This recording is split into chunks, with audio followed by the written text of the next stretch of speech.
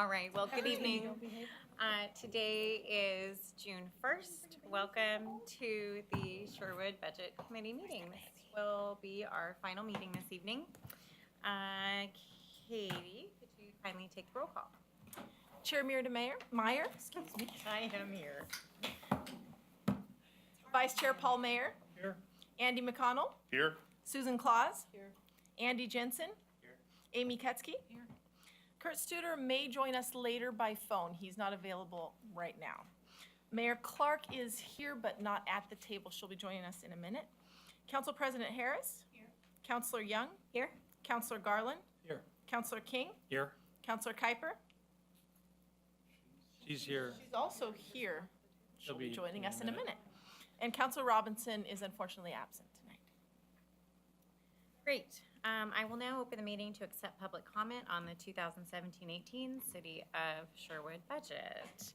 If you wish to speak, please fill out one of the testimony forms and submit them to Jean.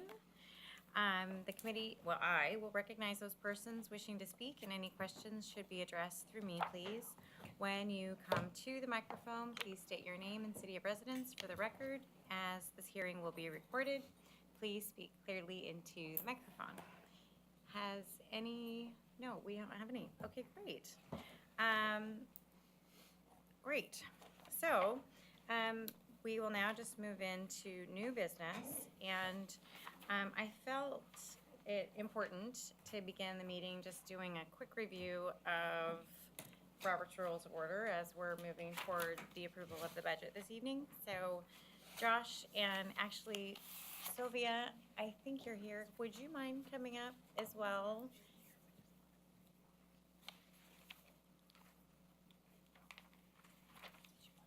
I did. So, Sylvia, would you mind going through our cheat sheet? So your cheat sheet that I drafted for you this afternoon is basically provides direction on two standard motions, the two most basic motions, a motion and then amending a motion. So it's pretty self-explanatory. I think it's a pretty easy read. As you know, and I'm sure you can see, there are several rules in Robert's Rules and several different types of motions. We wanted to give you the most basic for this meeting and for the proceedings of the Budget Committee. So that's what you have for you tonight. If there's any questions about anything in addition to what you may already know or be familiar with, other types of motions or actions, then we can assist you and answer those questions. Okay. Does anyone have any immediate questions in advance of beginning our discussion this evening? Nope. Okay, super. Thank you. Before we jump in, there are a few things that, as I was talking to Sylvia and going over these, that I've been through a lot of these meetings and I didn't know. And so I'd like to just point out a few of these things. And the first is that when you make a motion and someone seconds it, the person seconding it doesn't necessarily mean that they agree with the motion. It's not that you're voting for that. It's that you would like to open the floor for a discussion on that motion. So if there's something that's brought up and you're not sure yet how you feel about it, or you really just want to have the discussion, you can second that motion, which then opens the floor for discussion. So I think that's an important thing that I didn't realize. I always thought the second was a second person that felt the same way and wanted to move that way, and it's not. It's just opening it up. Another thing was that when you make a motion, that the person who makes the motion has the first right to the floor. The person who makes the motion gets to speak first, and it helps to keep things moving in a more deliberate, more organized fashion if we understand that the person who makes the motion, we open it to discussion, they get to say their piece, and then we get to go around and everyone gets to say their piece in an orderly fashion, and then it comes back to the person who made the motion. And she discusses this at the bottom of the sheet here. And then it goes around again. So that it's very clear and deliberate as opposed to a lot of cross-talking or arguing or things like that. And I think that tonight, some of these items are going to be possibly hot topics. They may be hot issues. And just to try to keep that respect and that deliberate, let the person who made the motion speak their piece and explain the reasons behind why they're making that motion, and then have your turn to speak your piece, and that everyone will have their chance to say what they need to say. And then the other thing that I found was really important is that it comes back to the chair to rephrase at the end. And the chair says, "Are you ready for the question?" Repeats the motion, and then we vote. And that way, everyone knows what we're voting on, because sometimes 20 minutes later after discussion, nobody's quite sure what we're talking about. So I think that piece of it is really important that I haven't necessarily seen in meetings before, but that Sylvia brought to my attention and that I thought was important to point out. So those just, And I think, based on previous years, when you're trying to amend the budget, motions can get very complicated. Yes. We're gonna add money here and subtract money over here and all those kind of things. So I think really being very thoughtful and making sure, and Jean's gonna take good notes, okay, when you say, okay, what's the motion we're voting on? We may repeat it or put it up on the screen or do something, so everyone knows what you're voting on. Yeah, and with, Really important. yes, Kind of slow down. that's what I was just going to say, yeah. and I've created a sort of a template for motions this evening, which is where we can put up the description of what you're asking for, what fund does it affect, what level, this is the legal level that the budget will be appropriated at, and how much, is it coming out of the one-time pot, is it coming out of the ongoing pot? And then we can just document who's voting for and against, so that as we move forward, we can clearly see what the motions were. This is just to help us keep track. If something goes a little off of this, we can still discuss it. This is just to kind of help us track what we're talking about. After the motion is made, will Jean be recording the motion? You mean the word for word? Wording, yeah. It's all recorded, and when she transcribes the minutes, yes, there will be the motions will be. Because that'd be helpful if she read it back rather Oh. than us if she recorded. I'll be taking notes as best I can, and I think together we'll do our best. Don't remember Yeah. the original Yeah, motioner yeah, can yeah. remind you. Yeah, exactly. That'd be very helpful. Okay, and then Katie, if you wouldn't mind going into our 5-year general fund projections. Do you have anything before I dive in? So we have been spending some time looking at the 5-year projections. I would say she's going to walk you through some sharpening our pencils, basically, looking out at things that we believe, so that she's going to start with the original 5-year projections, which you saw in the original budget, and then she's going to walk through what they are, and you're going to see how things change. And I think it's very important before you start making motions or discussion dipping into reserves, you need to see this presentation, understand it, ask questions, understand where we're going in the next 5 years. So that's kind of an Okay. And I apologize to those who are sitting on this side. We will be doing a lot on the screen this evening, probably. So this is a model. It's a little bit rough, but there are a lot of numbers to take into consideration. So for right now, what we're looking at is this 5-year forecast. And this is almost exactly what you have in the book right now, minus a few tweaks. And this is where we started. This is when we're working on the proposed budget from the standpoint of the finance director coming in and looking at it. Now, as we've gone through discussions, there are things that came to my attention either through staff meetings, through things that I was brought forward from community development as far as road projects going on, things like that, that then you can fine tune your model and looking at the future. One of the items is that Tualatin-Sherwood Road widening is going to happen. One of our red light cameras is on Tualatin-Sherwood Road, and it's the camera that brings in the most of our revenue. When this camera is down, we will be out that amount of money. So the first thing we have to do is for next year, for 18-19, it's been moved up a little bit sooner than we thought. We need to get rid of that. Now, we don't know exactly how much revenue it's going to be. We don't know exactly how much time, but about 2.5 to 3 months is fairly short even. It's fairly conservative. So we've decreased the revenues for that amount. Then there was also the discussion on deferred maintenance, and that's the biggest part of the discussion. I had not met with Craig yet and didn't realize how much volume there was in this other pot. I thought we were talking about just this year and one-time things, and we were talking about an entire program that crossed over many years. So I had him review that with his staff, look at what we were proposing deferring, when it needed to happen, and look at what had to happen in the next 5 years in order to keep our things maintained. And so if we do everything that needs to happen in the next 5 years, we end up with this. Ouch. And so this 20.2%, this is where we're at right now. We were at exactly 20%, and then we found that $12,000 that we hadn't taken out for watering one of the parks. So it's at 20.2. But before we started discussions of adding in any of these extra things that you'd like to add in, I wanted to make sure you see that how far down this goes 5 years from now. This does include an increase in property taxes from annexation.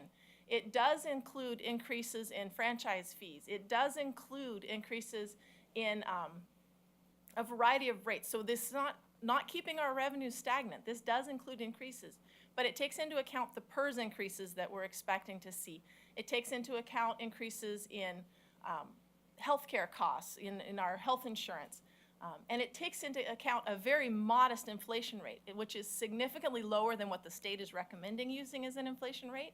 So it's very conservative on those levels too. So I just wanted to make sure that you had this picture before we start in, and we can do a variety of discussions. Any of the items that were proposed, that were not included are in here. We can play with those numbers. We can run them all different scenarios using this model, and it will show us what happens. Katie, the PERS increase that you have infused in there, what is that rate? So it's, so for 17-18, we have a 24%. And then it increases, let's see here, that's not 24%. How many dollars does that 24%, how many dollars are we talking about? I can't give you the exact breakout for PERS itself. It goes up by about 4% this year, and then it goes up by another 4% in 2 years from now, to where it's about 50% of the salaries. It's Is that a very assuming large they don't amount. change the 7.5 return rate? Because I know every time they drop that assumed rate, the cities and the counties' amount that they have to kick in goes up. And this is with the current rate. This is Okay, not. That's at the current rate. That's at Yes, the current. this I is know the current. CalPERS is going to 7%. Yes. So. So if they make that change, there will be another, It'll get worse. it will be worse. It'll be worse. And that 24% is over the 5-year projection, right? So I'm just trying to understand that the PERS increase that you're telling us that's part of this model, it's 24% over the life of the 5 No, years? no, for each year, PERS is calculated as a percentage of the salaries. Right? And so then we have to increase that percentage. So 17-18 it increases, and then the percentage stays the same for 17-18 and 18-19. And then in 19-20 it goes up again. And I'm estimating it's going up about the same as it went up this time. They're expecting another increase about the same. And then 2 years later, another increase. So basically 24% to 28%. Right. Correct. So it's if you go back- 24% this year. Go back to your chart. So the big, the dive, is it down to 15? Is it from 20 to 15% or 15 to 11? A This lot is- of that is the PERS. this Which is the year's the PERS. second? This is PERS. This is a good part is the loss from the red light camera. So it's the same amount, that's why it looks smooth, because this year we have the increase back up from the red light camera, but we have offsetting PERS. And this year we have PERS stays stable, but we have less income from the red light camera. And that's also doing all of the things that we identified, that Craig identified as maintenance each year, doing everything every year. doesn't kick anything down the road or things like that. It's like if we do everything that we said we were gonna do in the years that were identified, this is what our fund balance would look like. So if I could clarify on that point, in our packet that we received on May 11, there's the one-time requests for all the departments, and then there's the next page, which is the description of maintenance projects.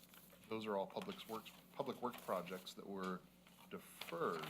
So in this model, what they've done is they've taken those, they've deferred them for this year because that's what was proposed, and they've then spread them out over the next 4 years along with all of the other things that do need to happen. All right, so this model that we're seeing on the screen, that 20.2% reserves, is for this fiscal year, not doing That's these correct. items That's and correct. doing them later. That's correct. So it'd be interesting to see as we get further on to discussions, which one of these we pull in to see how it changes that red line over time. Decreasing a little now, may increase it next year. That's what I'd like to see. Well, and additionally, one of the things that we talked about early on is on that summary page that you had, Katie, at the top there on line 16G, there's potential proceeds or revenue from sale of land. That's correct. And while that's not, and Joe, please chime in here. My understanding, of course, is that we can't budget revenue that is uncertain. However, it could very well be that revenue is infused into fiscal year 17-18, so that could potentially offset some of that deduction in the general So fund let's balance. just do the what if. Right. without Let's getting play into that game. specifics. Right. We had an infusion of $500,000 into the general fund because we sold some property. Right. What would that do to that? So if we had 500,000 in 17-18, then this is what it would look like as far as fund balance. And that may be a lot more palatable as we're considering some of these things. Yeah.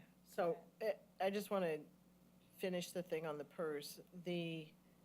What we're estimating the increase for this budget is about 300,000. That's correct. And that increase is being covered by the increase from the property tax. Yes. Okay, so that's about what that offset is. That increase with the PERS, and then, so we have the red light camera that's going down 300,000, right? Correct. And that's what you're saying, that for the next budget, that 300 decrease is going to be offset by what? So it's not offset. That's why we're seeing why it goes back down. Okay, and then, so and that PERS, then are we saying that in the next cycle on the PERS, like that's a 2-year steady, right? The next cycle that we're talking about, another 300,000 about, or like Correct. 350,000, Yes, it's a whatever. percentage of salaries. So as salaries go up, the number also goes up. Yep. Because it's not a flat amount. So So if salaries go down, the number goes down. that's correct. Okay. It's all tied together. And so if we were just making a general statement, we're estimating off of our 5-year model that we're gonna have at least $300,000 to $350,000 increase each time with PERS, if everything stays the same and it doesn't jump the rate like what Dan was just talking. That's very rough. I would hesitate to say exactly. These models are based on like I said, a percent of salaries, and so we have salaries going up by 3%, and you have your PERS going up by 4%. So I mean, 350 would be a bottom. I would say it's probably a little bit higher, probably closer to 400,000 2 years from now. But that's a rough. Okay, and then, so does the city have, does the budget committee have any, can they express anything regarding increases in salaries for our workers at the same time when we're having to deal with all of these other increases in the PERS? The budget committee can express concerns about it. The budget committee does not have the authority to negotiate the union contracts Right, or the and authority that to was set not, salaries. that was not inherent in what I was saying But, whatsoever. but discussion, I mean, it is a cost. It is a cost of the city. The budget committee does not set salary rates, does not approve salary rates, only approves salaries at the overall, and the budget's at the department level, not at the salary level. But because they are a component, we can definitely discuss it. I think the reason I wanted to make sure we looked out over the horizon is that this is we've got better information now than I had when I put the budget together, or more defined information. But one of the reasons I proposed a budget to stick to 20% and not go below, and said no to all these things, is I'm really concerned about the next 2 to 3, 4 years. Amen. And not that any of this stuff on this list isn't important, most if not all of it's important. But it's just like what you do in your household budget. You make decisions on the money you have, and you look out on the horizon, and you make some tough choices, and you delay things, and you say no to things because, wow, we're gonna have this big increase 2 years from now, or we're gonna have this. And all I'm doing is laying that groundwork for you to have the same conversation. Because there seemed to be some interest in going down and clicking through this list and saying, well, maybe the comp plan update consultant's really important, so we need to spend that money now. And all I'm saying, if the budget committee ultimately wants to do that, you need to know what that decision looks like with all the facts in the next, 4 years, 5 years in terms of what we do. So, Madam Chair, we need to get Kurt Studer on the phone. He's available now. It will make a little bit of noise, so I just want to.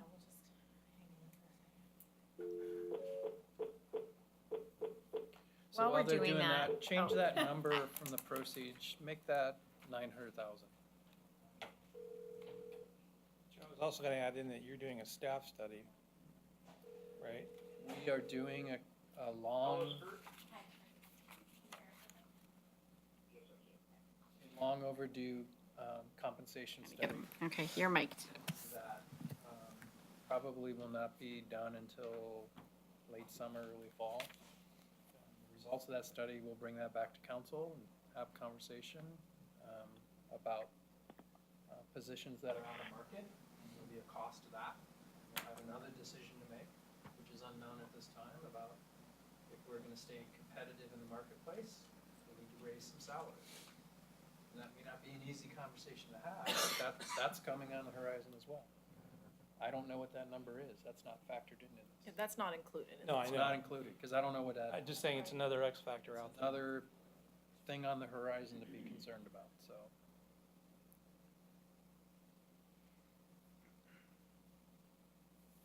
So as a,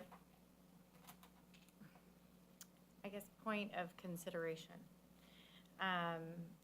given that we know that the proceeds from land is an arbitrary number at this point and only a possibility, if we were to remove that entirely, just because we know we can't budget money we don't have, and City of Sherwood land sells. So now the council,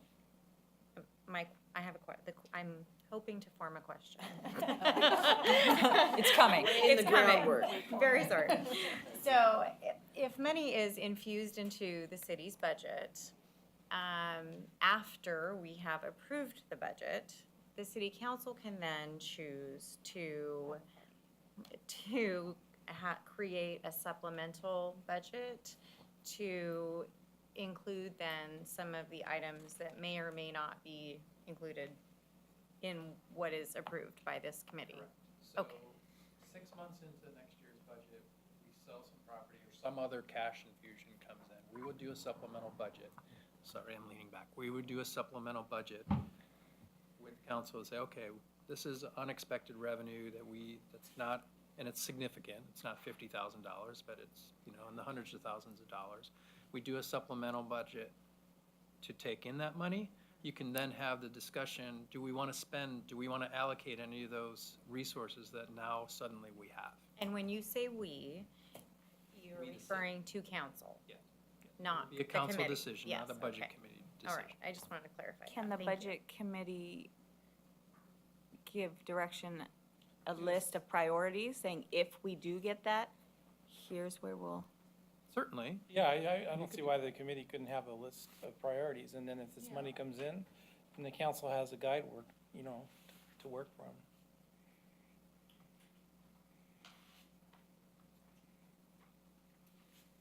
Okay. I have a quick question about the model. Yeah. Katie, when you modeled in that sale of $900,000, I noticed that the 1718 reserve number went up. Is that modeling only on the sale in only 1718? Yeah. No, well, impact the reserve going forward as It would well. impact the reserve going forward, but in this model, is that $900,000 modeled of the sale only in 1718? Yes. I have the ability, so if we thought it was more likely that we would sell, one plot in this year, but then that next year we might sell one of our smaller plots. I do have it so that we can play with it over time as we get more information as to which plots are available for sale and things like that, so.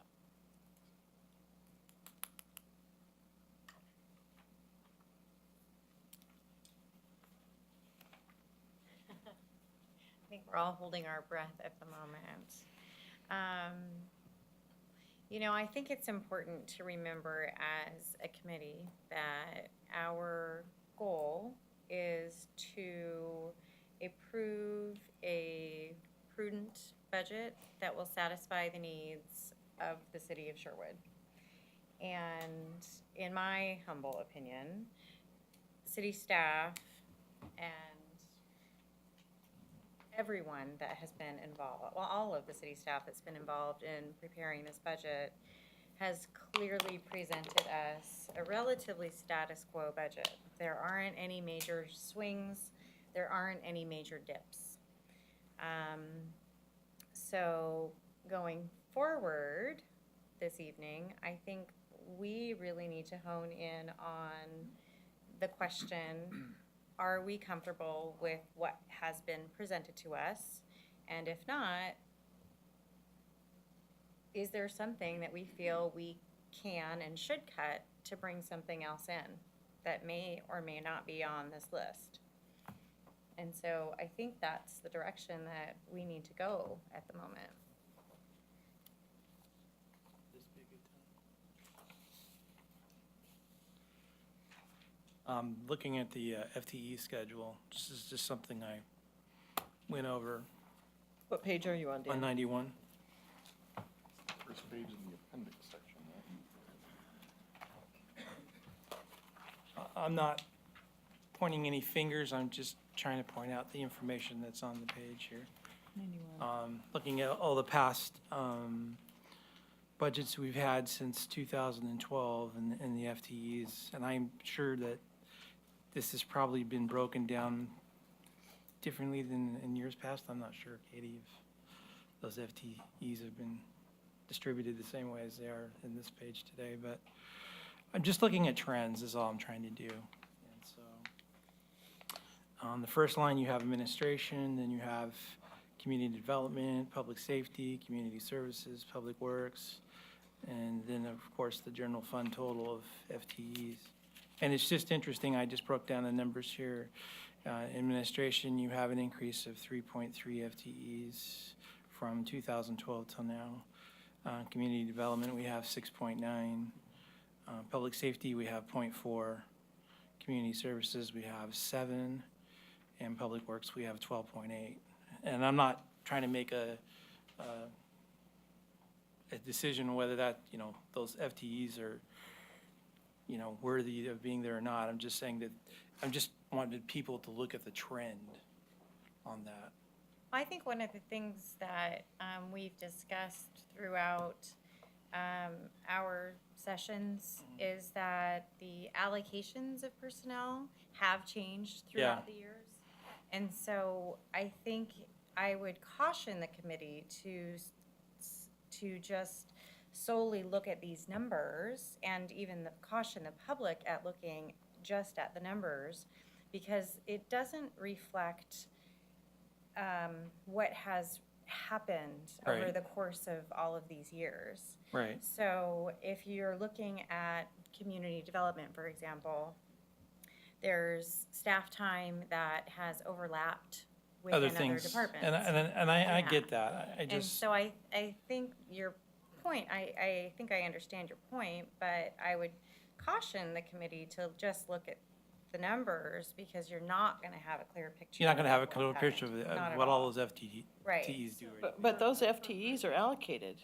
Aren't those, those are pretty close to, So this schedule in here, we have a very difficult time pulling data from our payroll system. So I don't personally care for this page in here, and we've discussed it, we've talked about how we can make this better, because it has, the first part of the schedule is based on the actual time spent. The second half is based on home department, because there isn't a way to clearly allocate it. But we did have some of the similar concerns, and I do have a memo. Sylvia's copying it for me here. If we can just pass this around, maybe.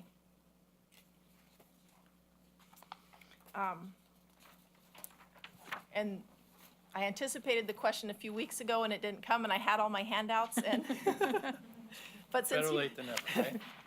but since you have it here, there have been a lot of FTEs added.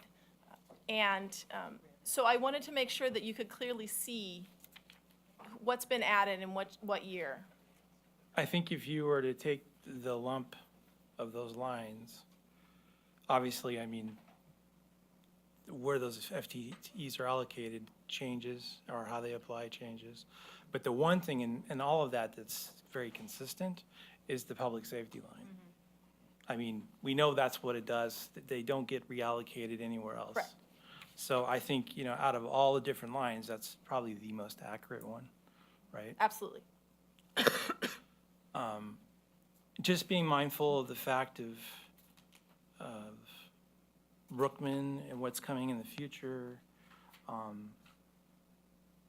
You know, if that trend were to stay the same, I don't think that would be acceptable as far as FTEs on that line, what's coming down the road the next few years. For it to So, stay the same? yes. Okay. That's all I'm trying to point out here. And of course, last year when we had our budget discussion, the one thing that I still care about and wanted to try and get added back onto this year is the evidence handling to a full-time position. Because I look at it as not a want, but as a need, so. And I think I mentioned that in the last 2 meetings ago, and I know we're here at the last meeting, so I'm not. Are you suggesting that for the proposed 17-18 budget, that you don't feel like the chief's budget is adequate for this current fiscal year? Well, or this I mean, next I'm not fiscal telling year? the chief how to allocate his funds, Right. but I certainly would like to see that position as a full-time position, because I know with the police, I can't think of the name now, the foundation and all the money they've been raising and everything, I mean, our officers are gonna get, all of them are eventually gonna end up getting cameras. And this job is just gonna explode in the next very short amount of time. And so, I mean, if you look at it as a function of the police department, the evidence handling is a very critical component. And so I don't look at it as a want, it's more as a need. It structurally somehow needs to get put in there. I'm not saying how we need to do it.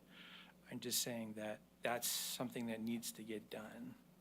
And from this point on, you know, all the budgets going forward, it's gonna be there. It's not huge, but I think it's highly important, because it deals with very important things as far as how the police department functions, how their cases get processed, and, you know, what cases we win, so.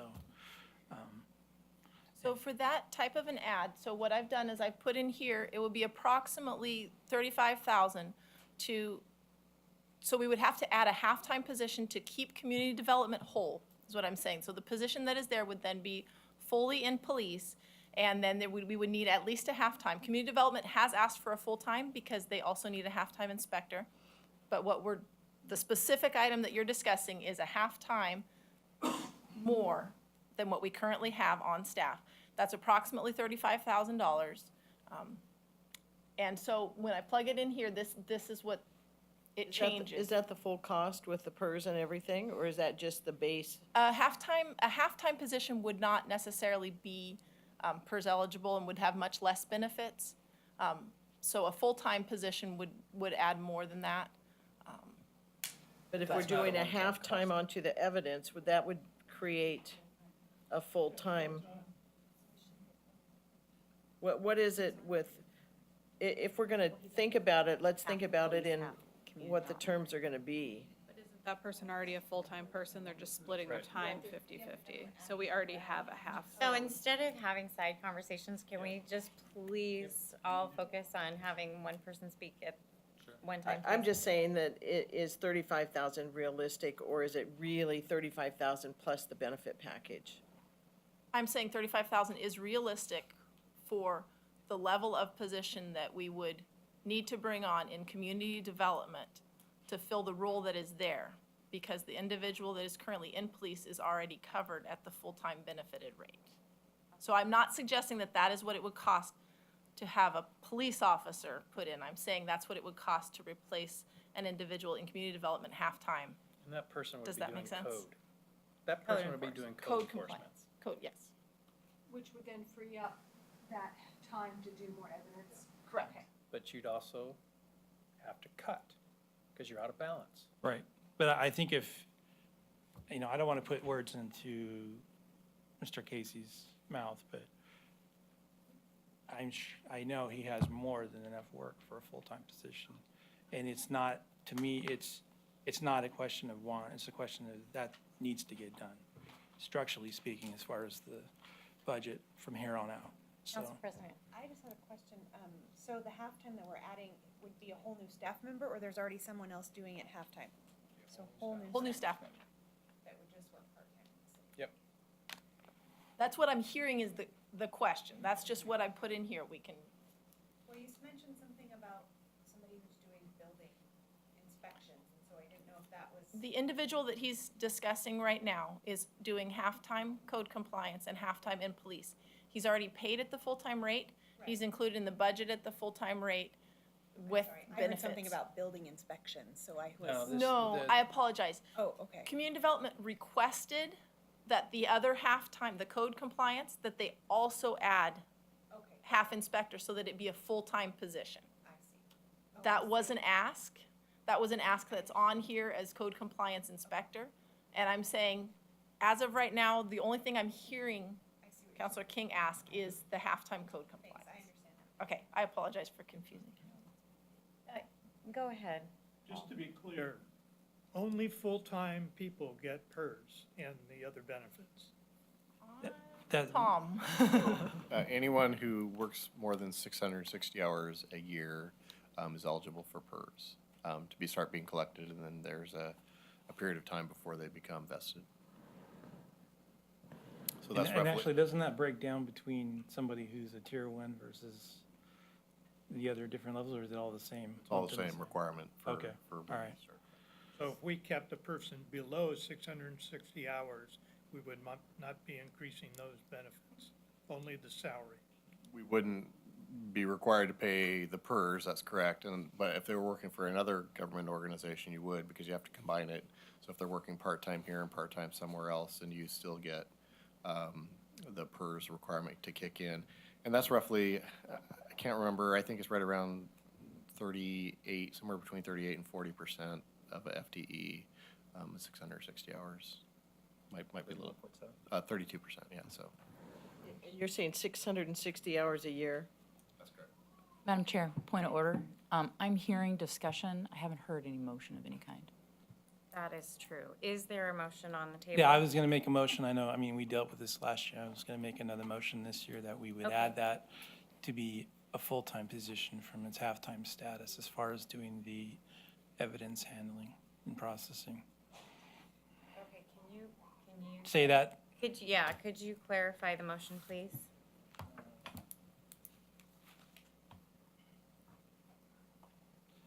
Madam Chair, I move that, make a motion to expand the evidence handling position from a half-time to a full-time position for this next budget year.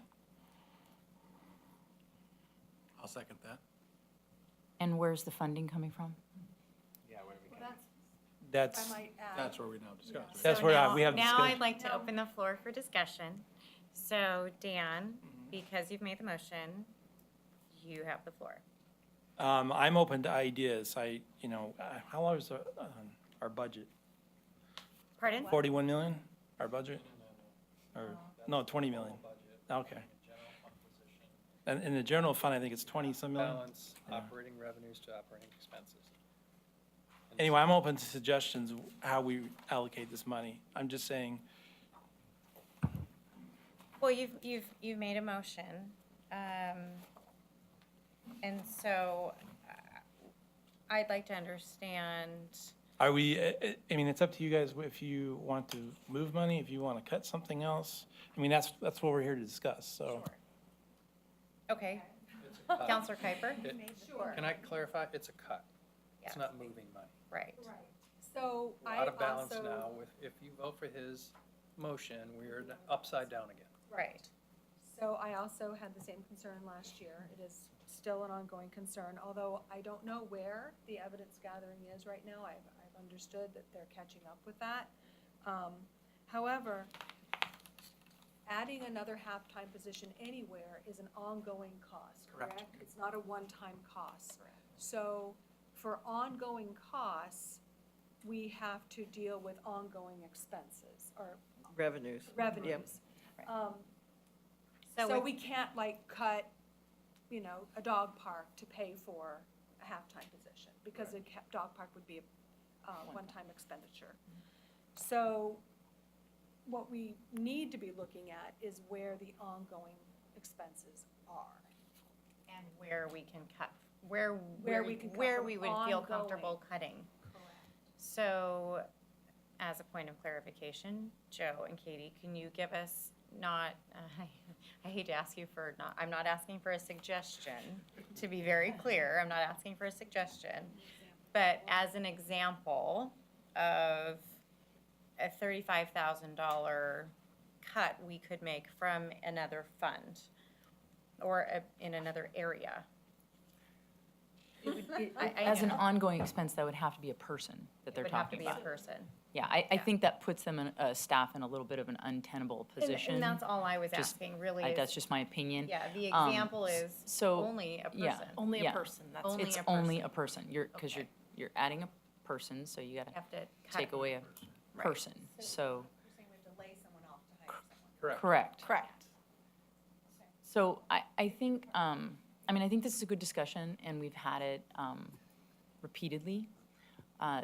But we always kind of come back to, the staff works really hard to put together a budget for us, and, living within our means. And lots of the departments have wants. They all have wants. And each one of them doesn't get some of their wants. And so what we're left with is a compromise for our community. And so what I heard from staff is that the police staffing budget that the chief presented was one that he was comfortable with. So is that correct? Yeah, the chief did not ask Okay. for this Okay. budget. So although, This year, he's asked in previous years. Okay. I think he And can that's- speak for himself, but I think the chief realized going into this budget how tight it was gonna be and didn't push hard for this issue. Because he knew the answer was gonna be no. Because there's just not the operating revenues to support adding staff. And I said earlier in this budget committee process, if the senior center situation had not happened, this probably would have happened this year. That's right. Because we could have afforded it. And I don't recall Captain Daniel presenting a request to the budget committee. So, as I agree that it would be wonderful to add staff in many different areas of our already well-functioning city. I, for one, don't know that I would feel comfortable cutting a staff member to add a halftime position when Captain Daniel and Chief haven't even asked for this in this fiscal year. So that's where I sit on the matter. Counselor? If they hadn't asked, why is it on this list that says personnel requested but not included? The memo you guys sent out that says what's included and what's not included. And then my second question is, since I wasn't on the budget committee last year, my understanding, Before you go on to that, what's that dated? Is that on a? May 18th, it's the one, oh, sorry, wrong memo, May 5th. I don't. It's in that 4-page one that Katie sent out.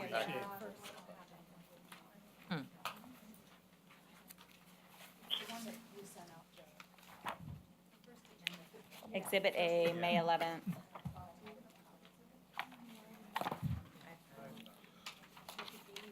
In that same packet where we're discussing all the maintenance we're not gonna do. and- Oh, okay. sir?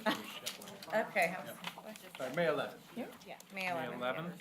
Thank you. Okay, Very thank you. first agenda packet. Yeah. I do have it.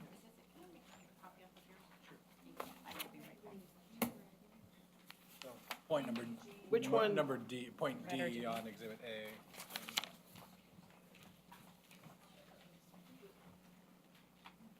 So then my second part of that question is, I wasn't on the budget committee last year, and I knew that leaving budget committee, that position was approved in the budget, but then it got cut at council. So last year, somewhere it was approved in got a removed on the balanced final. budget. Yeah. Why was it removed? Did we not have the money all of a sudden last year? No, we had the money. Yeah, it didn't get approved at council. Because we didn't think we were gonna have it ongoing money, or we didn't think we needed it, or was there any? PERS was coming up. PERS liability. Well, I'm just gonna say the reason why the chief or any of the other command staff wouldn't request is because they know better than to ask for it. So I'm just gonna leave that on the table. If they had their druthers, I think they'd rather have a full-time staff Well, so would person. everyone. I mean, that's kind of the whole point. So, did we get an answer to this first question of Council Young? So I will tell you why. The reason is that there were requests that were submitted to staff that were not in the formal written requests. And all staffing requests were asked to be removed because of the dire situation that the budget was in. And all staffing requests were told no across the board. Of those, there were two specifically. There was the one position that was code compliance inspector, which is the other half of the position that is the full-time evidence tech. Or they also called it community service officer, I think. Yep. Enforcement officer, yeah. So those were the two main positions that were presented, and those were, we informed them those would not be considered and would not be taken forward. They're still in here, and you can see on here, I have them, in gray at the bottom, because they were brought forward. And in the first run at the budget, we did look at them and just said, right now, we're looking at cuts. And we ended up with a position that came open in the court clerk position. And we said, thank goodness we don't have to lay somebody off. We have a position that's open. We need that person. We have the work for that person to do. We have the revenues in court. But rather than laying someone off somewhere else, we decided we have this empty position, let's just not fill it. And so that's where we were at with positions. That's why the position was not brought forward later on in an official manner, because they were told no staffing position. So right now, they're budgeted for half code and half evidence. That's correct. Status So quo. why don't we just take the half code and move it over into evidence then? Because as far as code enforcement, I mean, what really is going on in the city as far as code enforcement? Because, But that's not exactly the budget committee's not our job. No, I know. job. I'm just saying. So, to kind of get back on, I mean, you're asking where the money's coming from. Right. That's all I'm saying. Not that we have Right, any but we obligation don't, to do we that. don't have the I know. ability as a committee to tell Captain Daniel and Chief Growth how to spend the money that's approved within their budget. So that's not the level of No, I know, I approval get or that. that we even have on the table. So, So we're back to, I mean, if someone has a suggestion of, to address Counselor King's motion to add the 35,000, where do you want to cut? Yeah, I have a question. Would that be included in the motion or a separate motion? The That'd be funding part of it. mechanism, so it has to be included. The motion should be amended to include a funding mechanism before it's voted on, in my opinion. Yeah, so that goes back to Dan. yeah. So Counselor King, would you like to amend your motion to include a funding mechanism for this position? I'm not sure how I could put that, but I, you know. I mean, I would, Hey, this is Kurt Studer. Can I add a comment? sure, go ahead. So, I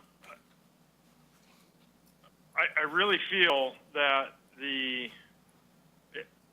I respect the concern that you have, but I also respect the time and effort that the staff has put into dotting the I's and crossing the T's on each line item of the budget. And I would hate to create a nervousness within the budgeting for the staff that potentially would result in a layoff of a person to take care of this void that you're wanting to fill, and you know, it kind of just scares me. And I think if we took a longer look at that and maybe looked at it from maybe next year's budget, that would probably be more prudent, where there could be more research and more data to support that.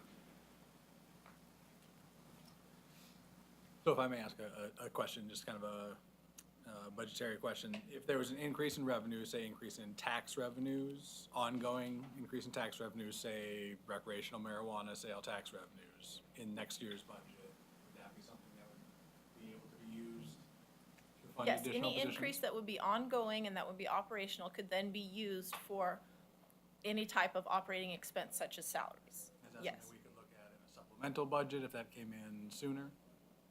Something like that, specifically what you're discussing, would take a long time to implement. It would have to go to the voters. It is more likely that it would go into a following year budget. I don't see it. If something did pass earlier and it did go through, then absolutely you could do a supplemental budget for something like that. But I don't foresee that happening at this time. But that's a very good example of, if you Look, I'm have looking an for money. ongoing expense, you need an ongoing revenue source. Andy? I have a question. Katie, could you scroll up one line on the screen there?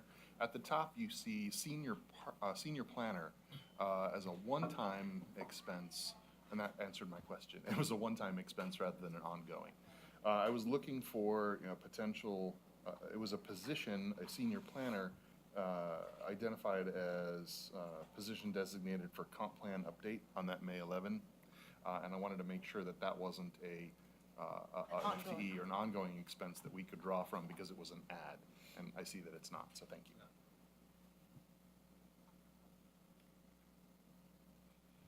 So, unless anyone has any other comments, I will conclude this discussion. We need to do something with the motion, right? We need Well, to- right, so I Well, I mean, believe if that- you had to cut somewhere, I would leave it up to staff to figure that out, but it's up to you to decide whether you want that funded or not. That's not exactly my understanding of how 'Cause I can't this sit there and look process at that and works. say, let's pull money from here. But that's what we're called to do.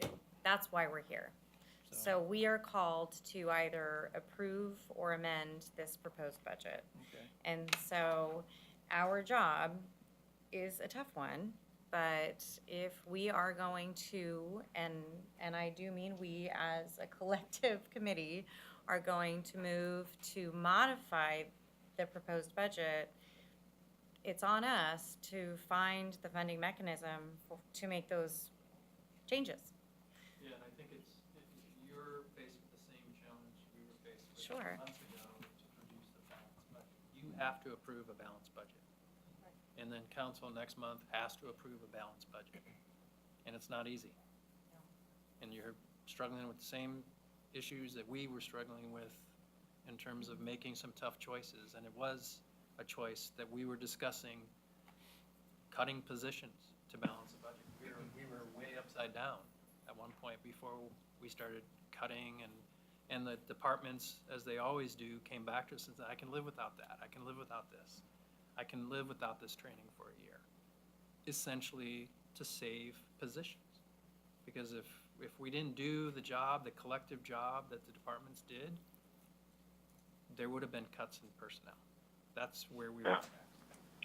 When's the last time that we actually laid off anybody? I'm just curious. It was a big cut right before I got here, right? Yeah, I think 2007, there was a big layoff. There was a Not that I position. advocate that. I mean, there was a position this year that we didn't fill, and there's been a number of positions each year, usually one or one and a half, where we haven't filled as well. And some of that's just, rebalancing priorities, but certainly in the court, I think you've heard that there was a position that was vacant that wasn't filled this year. So you're seeing the additions, but you're not seeing some of the subtractions as well that have happened over time.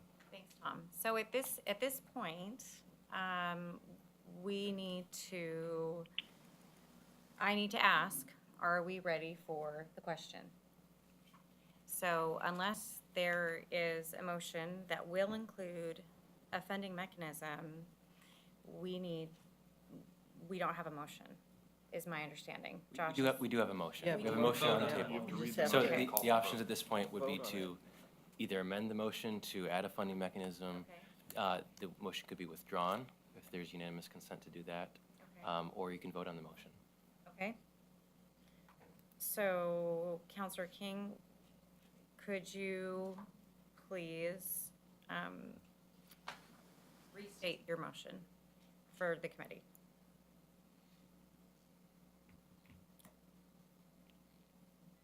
I made a motion that we'd add a full-time position for the evidence handling. Now, where that money comes from, I don't know. I don't have enough working knowledge to make that decision. Whether you support that or not, I leave that up to you, so. So the motion on the table is the budget committee? Would you like me to rephrase the motion? Yes, please. The question at hand is a motion to amend the current budget in the general fund, public safety, by $35,000 in order to increase the position to a full-time evidence tech position and leave a code compliance part-time in community development. And now I'd like to call a vote. Sean, is that, are you still good on the second? It's already been seconded. So I have a point of order question again, sorry. I'm going to be Little Miss Point of Order all night long, I guess. So we've got a motion, and we've got a second, but we don't have a funding mechanism. And I haven't heard an opportunity for Counselor King to withdraw his motion without a funding mechanism, because I don't think it's appropriate for this committee to actually vote on an item that doesn't have a funding mechanism, because it will place our budget out of balance, and that is against our charter. So we can't do that. We can't approve it. So either Counselor King, because it's his motion, will need to withdraw his motion, or he will need to provide a funding mechanism in order for us to move forward on a vote. So you're correct that at the end of the day, you do have to approve a balanced budget. That doesn't mean that each motion has to be balanced. So this motion could be approved, and then you would be out of balance. And at some point before you finish your job, you're going to have an additional motion to fund it. Okay, So that's something to consider when you're deciding how to vote on the motion. There's no requirement that each motion itself be funded. okay. So now I will ask, all in favor, please say aye and also raise your hand. All in favor of Counselor King's motion, please say aye. All opposed? Nay. Nay. Nay. Please keep your hands up. Are we saying yay or nay? Nay.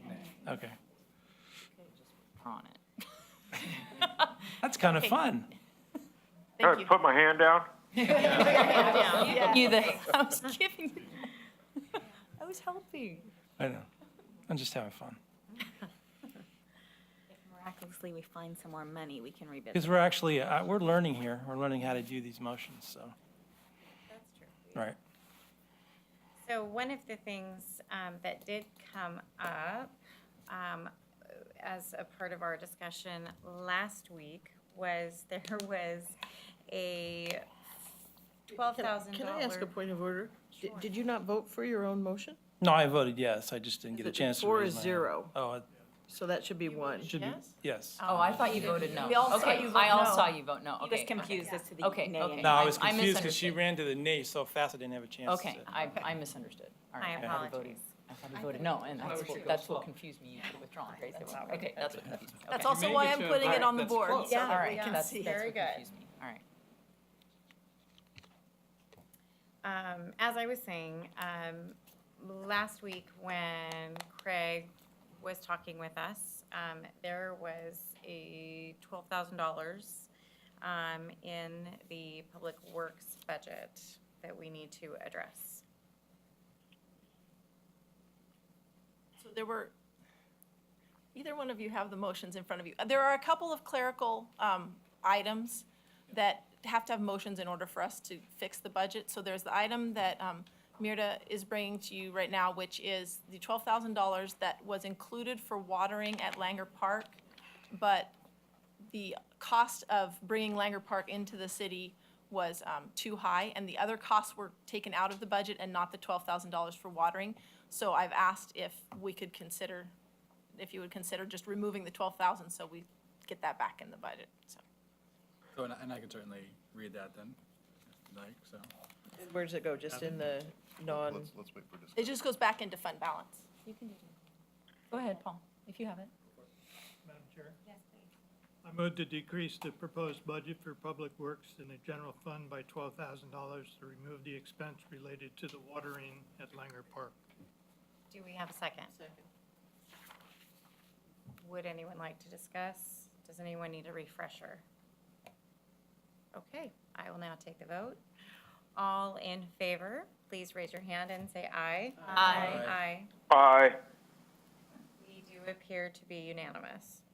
Thank you.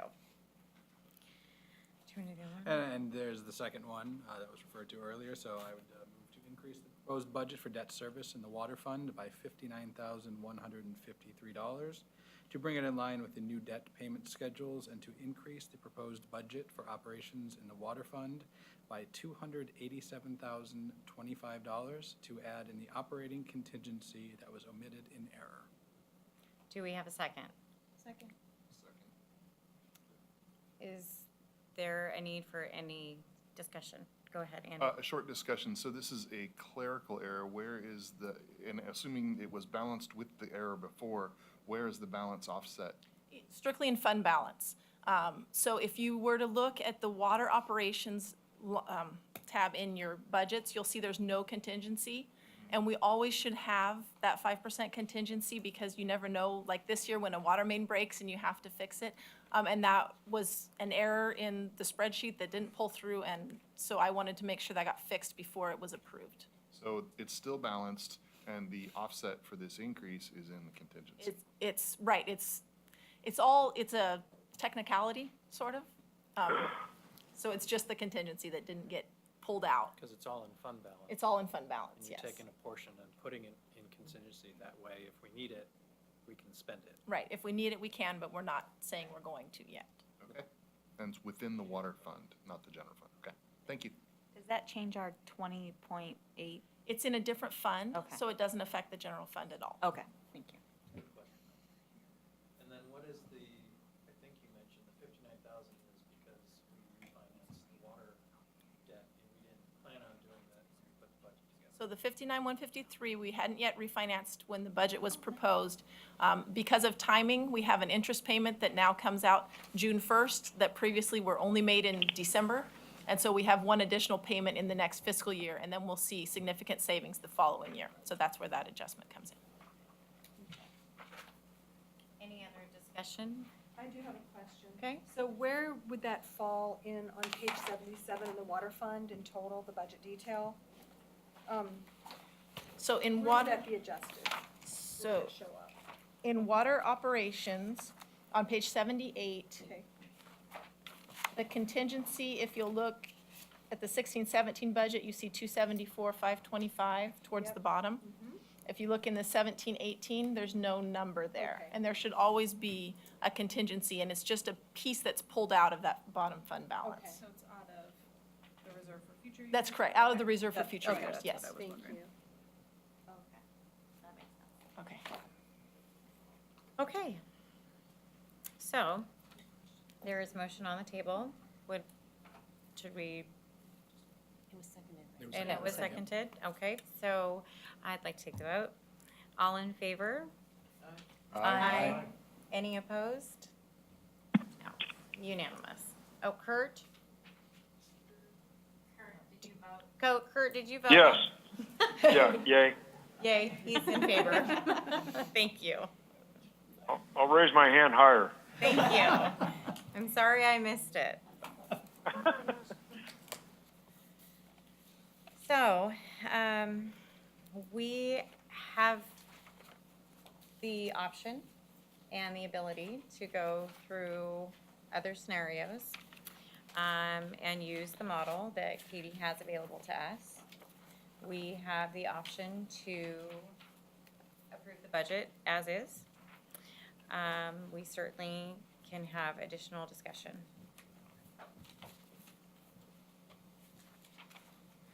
Are we gonna make a priority list if more money comes in? We can, I mean, that's. Is that something you wanted to address tonight, or? That's something, I don't know, is that something that, I think that you'd want to complete the budget, and Yeah. then we can Yeah, always. then we'll get on to that. Yeah, okay. we can Not yet. always, yeah, Yeah. we can always take a task on as a committee Sure. before adjourning. sure. I have a question that's probably not gonna make me very popular, but I questions, well, first of all, let me ask a question to Katie. On the dog park, where do those funds come from? Are those SDCs? Those are, yes, those are SDCs. So those couldn't be used for any of these unfunded maintenance stuff anyways? No, we carefully pulled out every maintenance project that had a possibility of being funded with SDCs. Okay, then So we went through all my of them. question is null and void. Same thing with the skate. Same thing with the skate. Yes. Skate park, the 18,000 also comes from SDCs? Yes. Can you enlighten me on SDCs, please? System development charges? And they're earmarked? For new, see, Julia. It's growth related, it's charged at the time of new development, and it can only be used for sort of building new capacity, new parks. It's not able to be used for maintenance of parks or maintenance of facilities, so new roads, larger roads for additional capacity, new parks, that kind of stuff. So probably know what I was getting at, like, how could we justify a dog park by putting off maintenance? But if, Correct. if, Exactly. if it's not Not It's the same apples to very- apples. Not the It's a same bucket. very good question, Yeah. an attempt to find some money, quite honestly.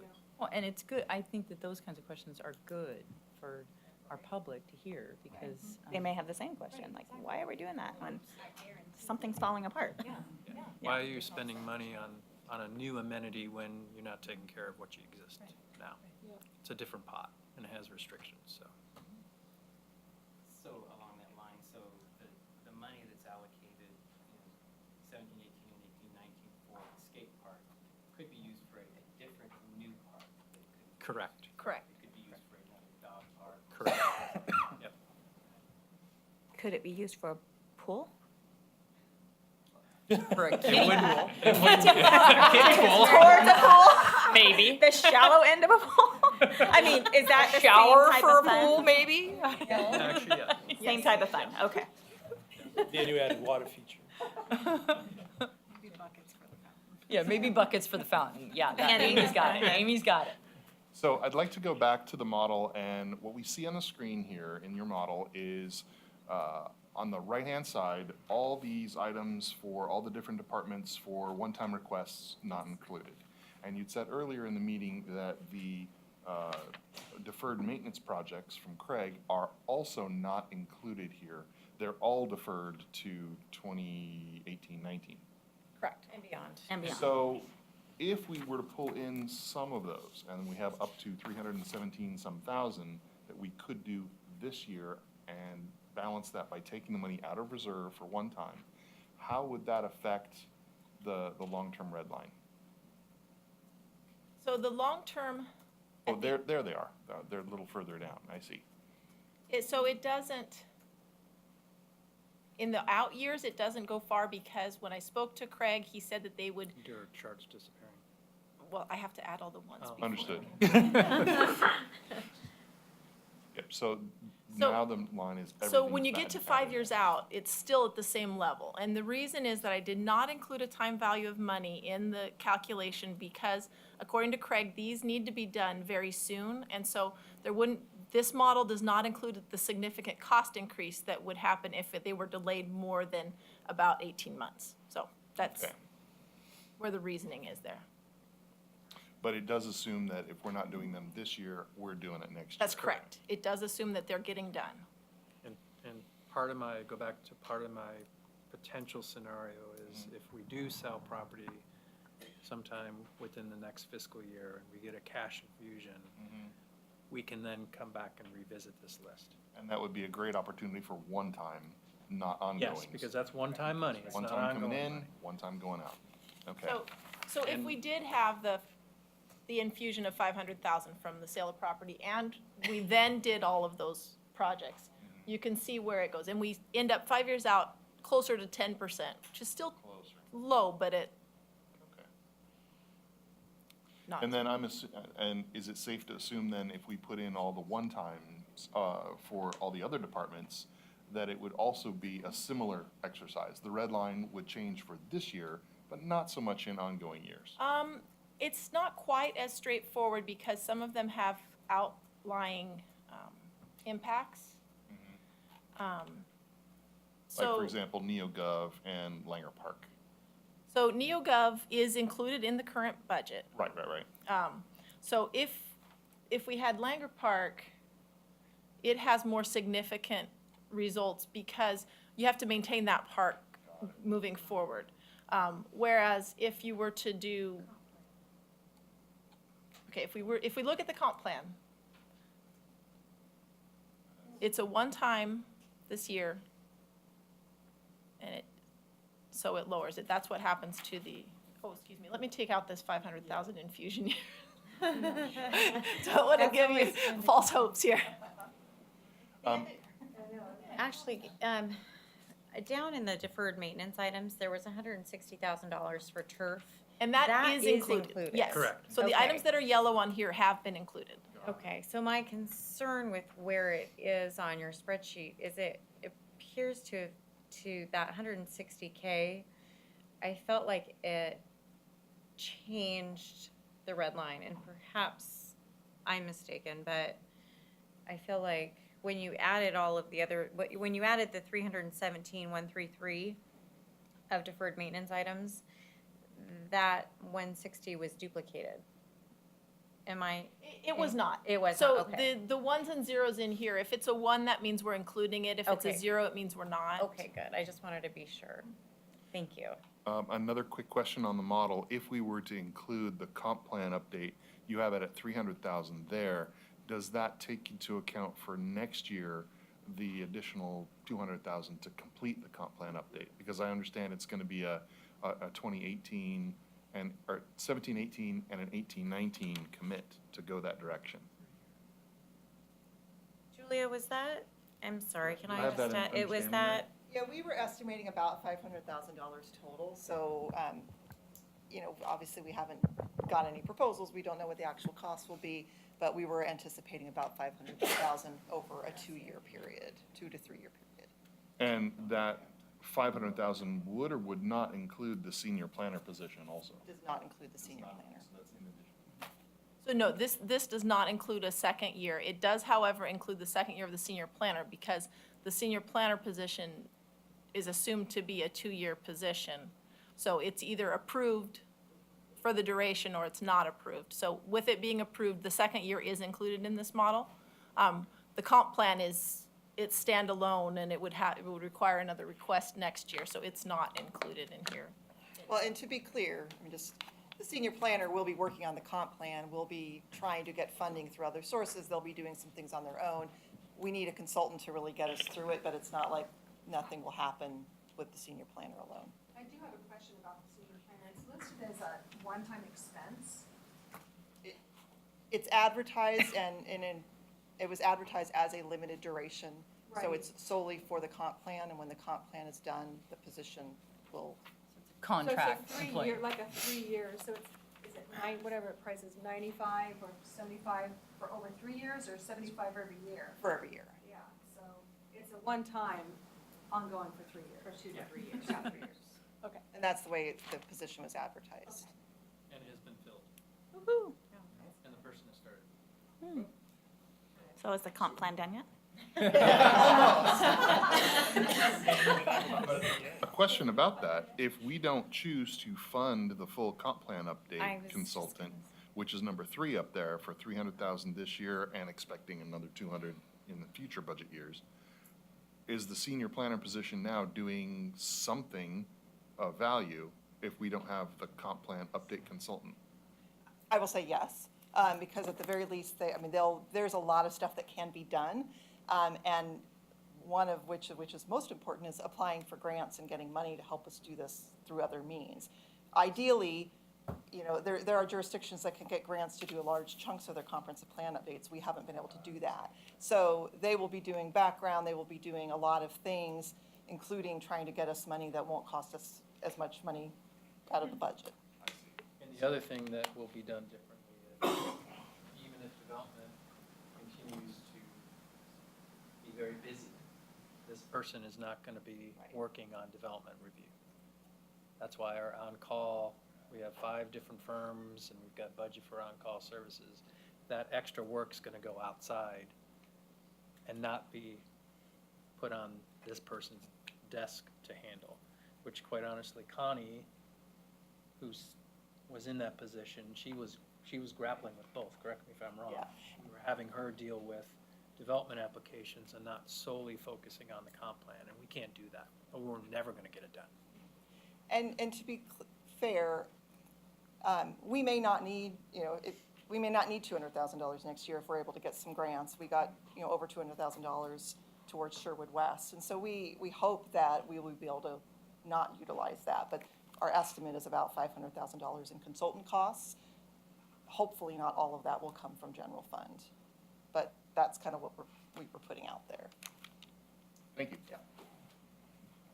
let's say we were to modify that 300,000 to, let's say, 150, 175 for this proposed 17-18 fiscal year. What happens?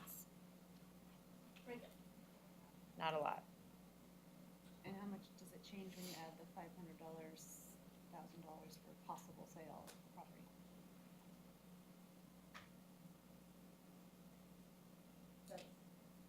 But then move much, did it? Went from 5 to 9. That's a nice offset. 2% this year. It's almost 10%.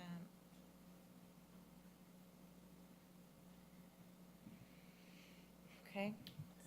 Yeah, it's not it's, You can't overcome the PERS. yeah. I just think it's really important for us to stay at our 20% and not dip below that and not spend money until we have it. Yeah. And so if we're gonna have property sales and we get that money, then we pay per consultant. And I know the comp plan is needed to get done, but clearly our 20% is gonna go fast. Yeah, and I don't mind dipping in 1 or 2%, but it's extreme. Mhm. Yeah, 10%'s a lot to dip. And I agree with Counselor Young that, you know, I think that it was actually a really good idea to basically have a list from the budget committee, since we're here, you know, we've got these great citizen volunteers to get together a list of, you know, what's really important. Yeah, give us ranking. Well, we have a list, but we haven't heard the ranking, you know, of. Well, they're in my, this is They're in staff. Joe's order. Yeah, they're in Right. Joe's order, Yeah. but to give feedback on his order, I mean, I think is appropriate. That would be very helpful. Yeah. I mean, think the council would appreciate. I would citizen appreciate it, I know. Input. So just for clarity, if I had more money or we had more money, the comp plan would be next on my list. Funding some kind of consultant, I don't know if it's 300,000, that would be next on my list. And then I'd go to the deferred maintenance list. And I'd have a hearty discussion about, do we do all of that? Because at some point you have to do that. And then if you still have money and you still want to spend money, then go back to this one-time list. And it is in order, but it may not necessarily be in the order that ultimately the council wants to spend money. Or how much money we have left over. We may need to jump around and say, oh, we don't have that much. Joe, is this in your order, or is this in all the departments' orders? It's in my order. Andy? Oh, I'm sorry. What is the likelihood of obtaining other grant money for the comp plan updates? Because if we rush in and we fund something, it takes the incentive out of hustling to go get the grant money. And it's very specific, and comp plan updates are funded. I mean, there's grant money out there for comp plan updates but to the tune of what?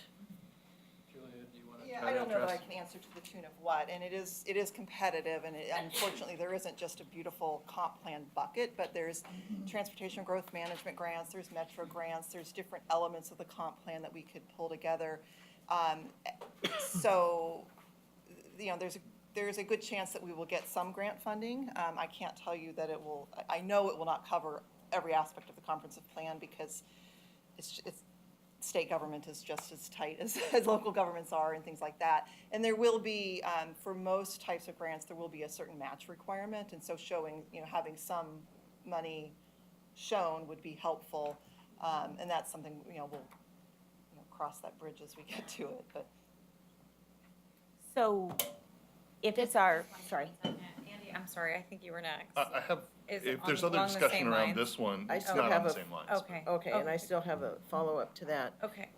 And don't take this, I'm not trying to micromanage, but Tom's position, the URA is coming, so it's falling out, right? We're getting that paid off. Tom spends half of his time there. Julia has whatever she does management. Do we have a way that some of this updating, more of it can be in-housed? And I'm sure that's something that, maybe that's just the staff that can take care of that, or maybe we do a partial funding. They see what they can do in-house, and they see what they can come up with grant-wise. Because these are long-term employees. You guys have been with the comp plan since you've been here. So, and I'm not trying to say one way or the other. I'm just saying, if, along the same lines, when we had the clerk that we wanted to, or, you know, the position that we wanted to keep, do we have that as a possibility? My initial response, based on what I'm hearing, is, you know, could Tom work on some of this thing? Or someone, you know, some And senior. I would just stick with, Tom's plate is actually very full, and he needs to be working on human resources. We've got a lot of needs in HR and in economic development, which is only going to increase with the Tonkin employment area coming into the city and properties. I mean, his plate's pretty full already, so he has no capacity, in my opinion, to take on some of this. And I'll add, we already are to a certain extent. It's certainly not going to be one person doing everything. We will have as a large team as putting as much time as they can towards it as possible. The problem is, and the reason why we said this senior planner is going to only work on the comprehensive plan, is that over a year, we haven't been able to get very far because we're already stretched in other places, and we've got current planning and private development and things like that that pull us in other directions. And so we'll have our planning team and engineering team and economic development team helping on aspects of it, but you know, the one planner that's really dedicated to that is what you need to have in order to make sure it's moving forward, and everybody else is going to be able to provide support and resources as they have time, frankly. I'm good. Okay, Andy? I just want to reiterate that after the discussion, I see that we have the proposed but deferred $300,000 for the comp plan. But I think city has already taken the step to say, we can do something without that big, large amount to move forward, to seek the grants, to seek an alternate way. And I think city's done great due diligence to find a way to get us closer to a comprehensive plan update without spending so much money. And that's what that 95K is for. So without a vote, I'm in favor of keeping it. Talking about Get comfortable, Julia. grants and matching funds, is it something where, do they write that in, like, in order to get this grant, we want to see matching funds? And you could come then and ask later and say, you know what, they really want 100,000 matching funds, can we find that? And we can kind of deal with that as it comes? Yeah, certainly. A lot of grants will have a certain percentage, 10%. So whatever it is that you're asking for, they're going to say, you have to provide at least 10% or a certain percentage. Sometimes providing a larger percentage than the minimum gives you a little bit more, you're showing that you're really serious about it and you're really, that it's important to your community. So the match is important. And as we prepare a grant, we'll have to look at the budget and see, is that something that we can figure out in-house, or do we need to come for a supplemental budget? A lot of times you get the grants and then you come and say, hey, we got this grant, will you give us money for the match, or that kind of thing. I wasn't clear on what you were saying. Leave the 300,000 in? No. Well, the 300,000 should stay deferred as proposed. And then the 95,215 for the one-time senior planner position is much smaller. Leave that in so that the work can move forward on the comp plan as city suggested in the budget. So I'm not making a motion to make a change. So there's no motion. No motion. I do Just have- showing great approval. Great Exactly. approval. Nicely done, Andy. Add to the discussion. Nicely done. I do have a small one, though. Yes.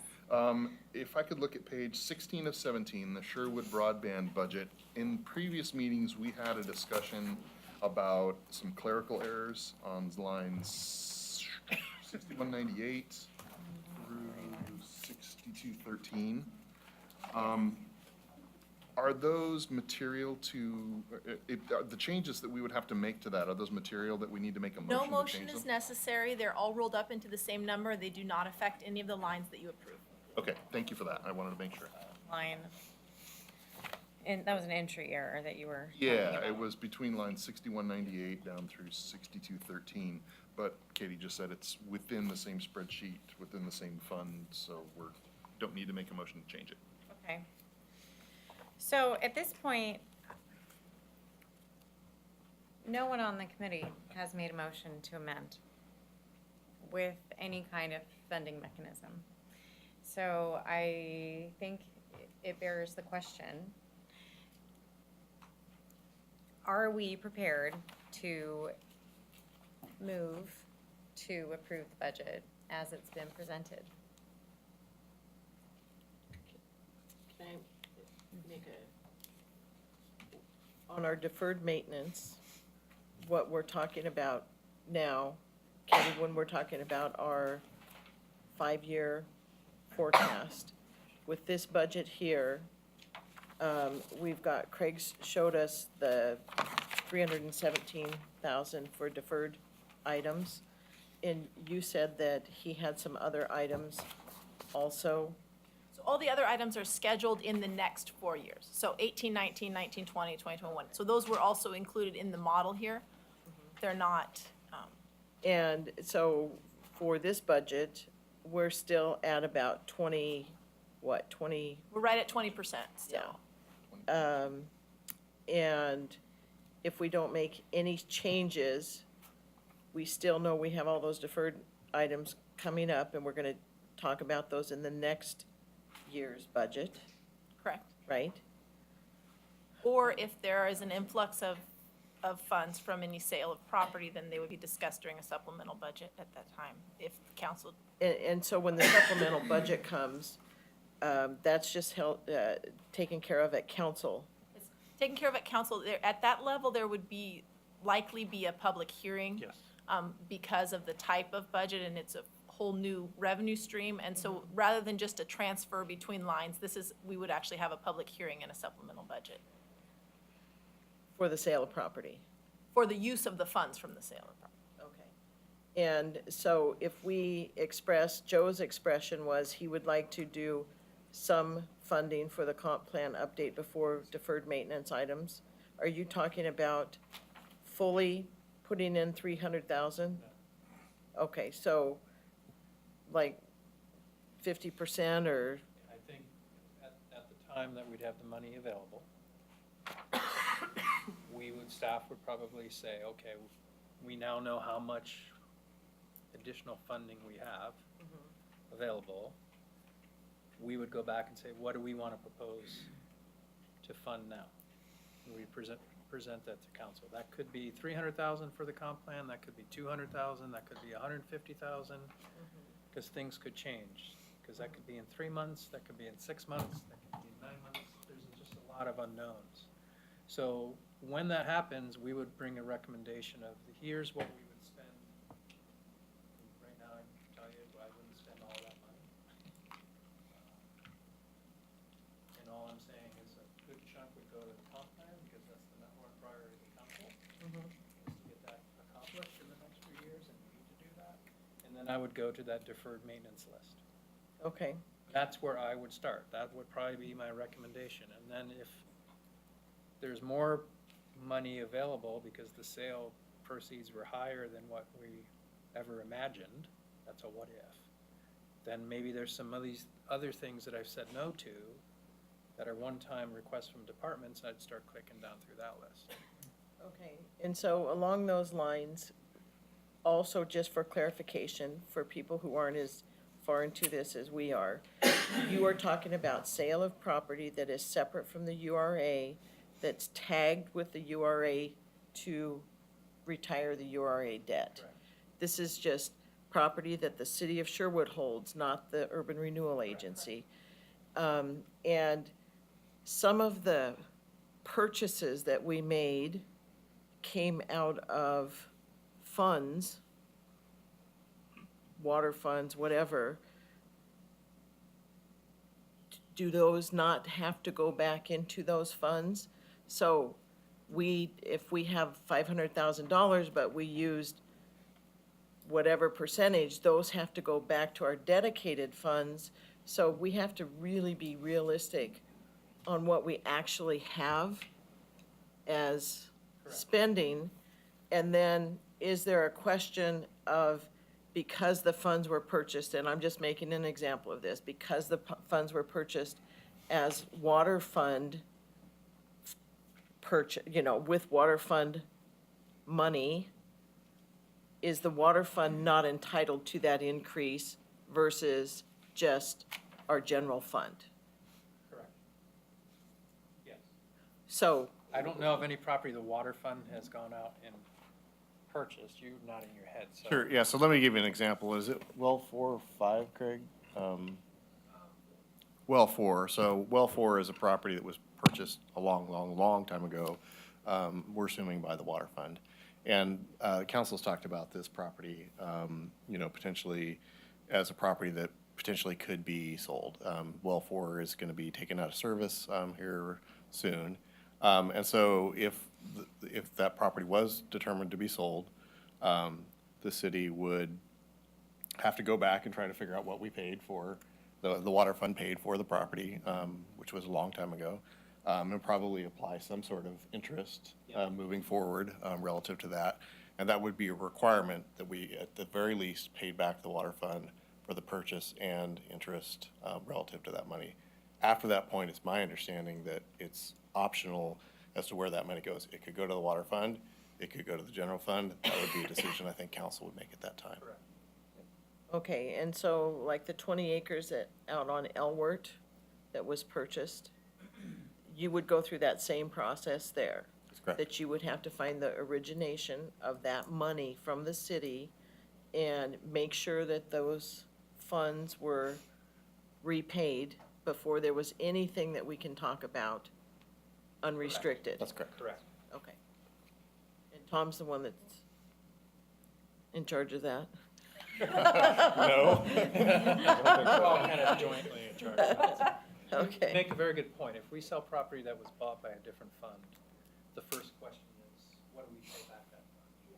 Right. Before you start spending money in the general fund, which everyone wants to go spend money in the general fund, you've got to repay and be fair and equitable to the fund that bought the property. Right, because as most anybody's going to say in the city, hey, water funds were used, those are from my water rates, Yes.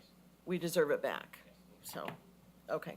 And I have other models. This is I have her lots only of model. models. so- So I would like to give us all about a 5-minute break, so that we can maybe regroup and just have a moment, a breather, and then we'll come back to the table and we can continue discussion. Okay? So let's take a 5-minute break. I've All never right, went it looks budgeted like before. everyone has come back, so let's go ahead and reconvene.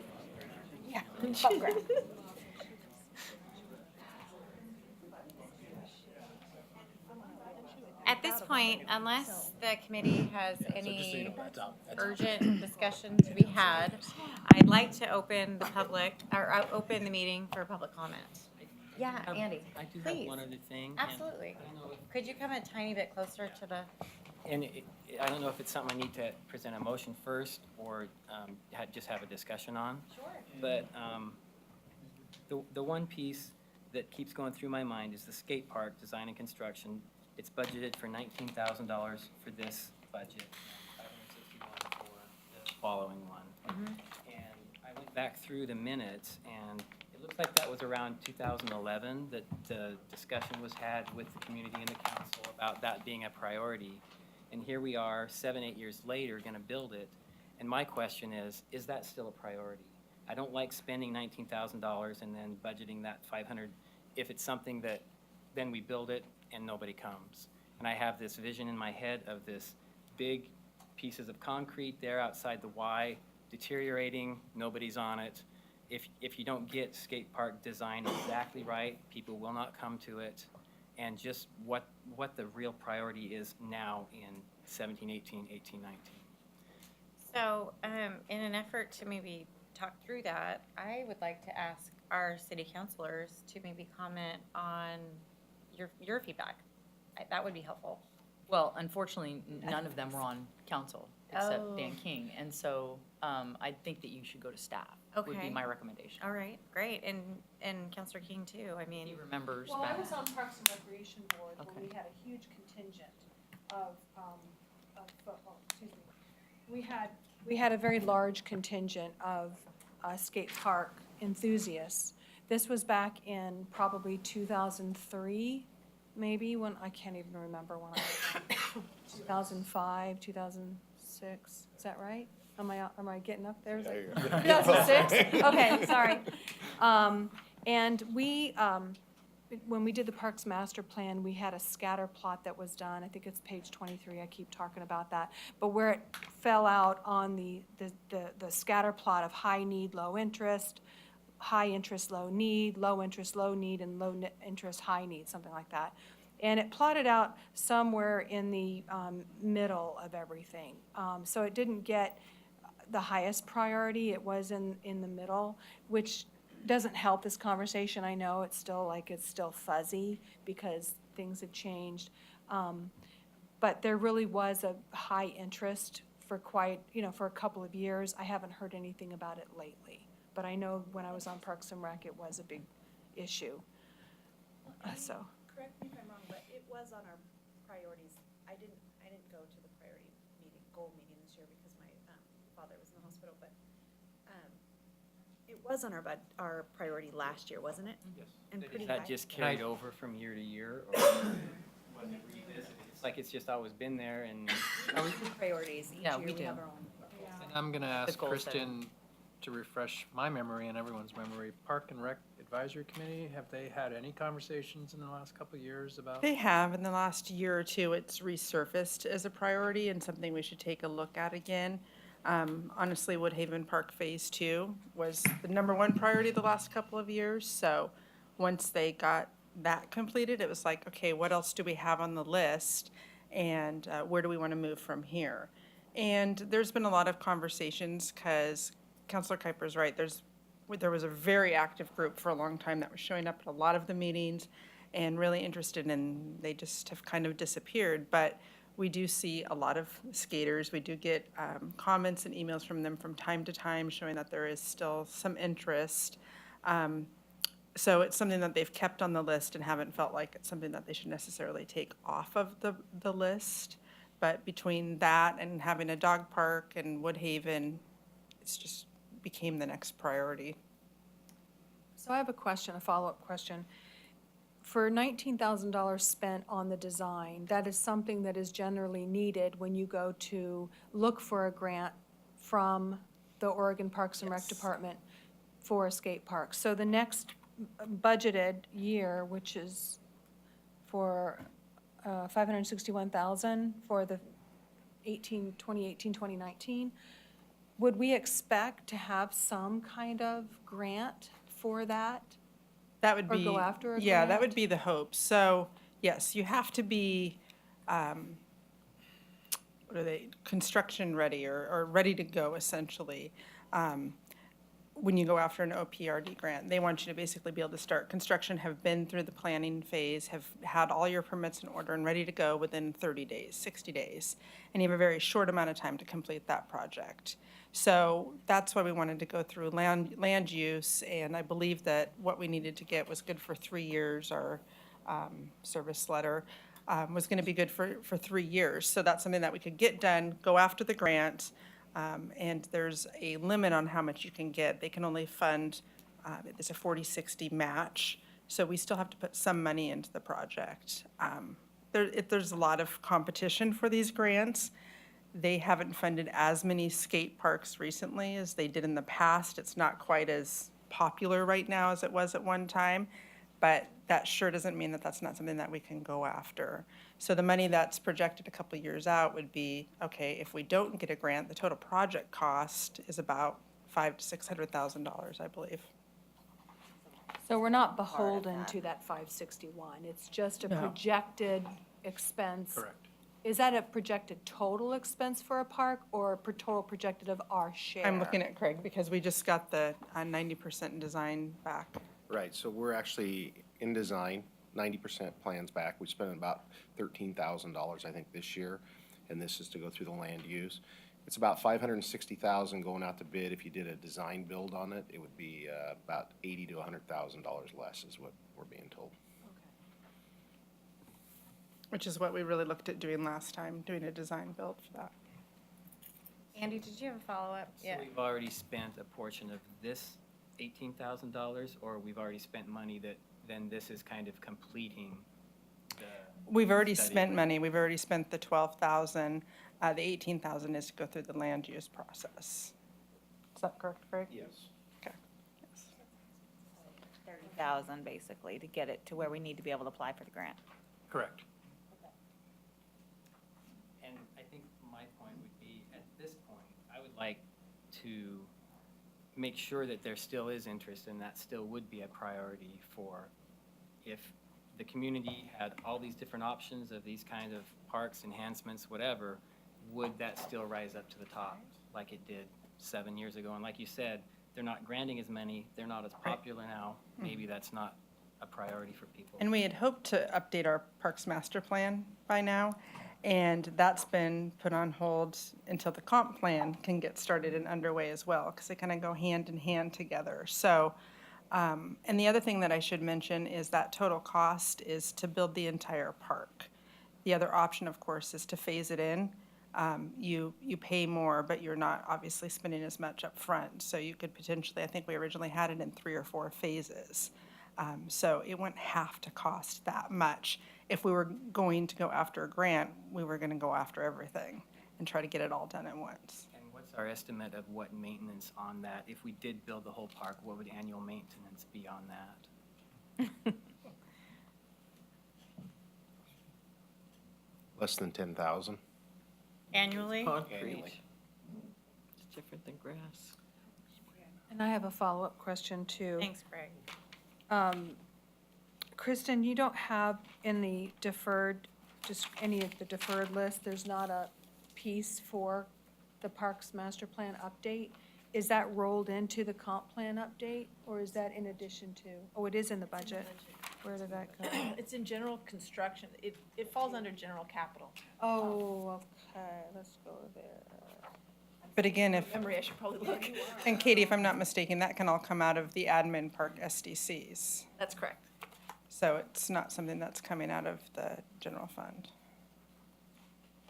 But that would really help us zero in on where do we go from here for our park projects. And Is there a plan to kind of revisit that, or is it just moving forward with the skate park?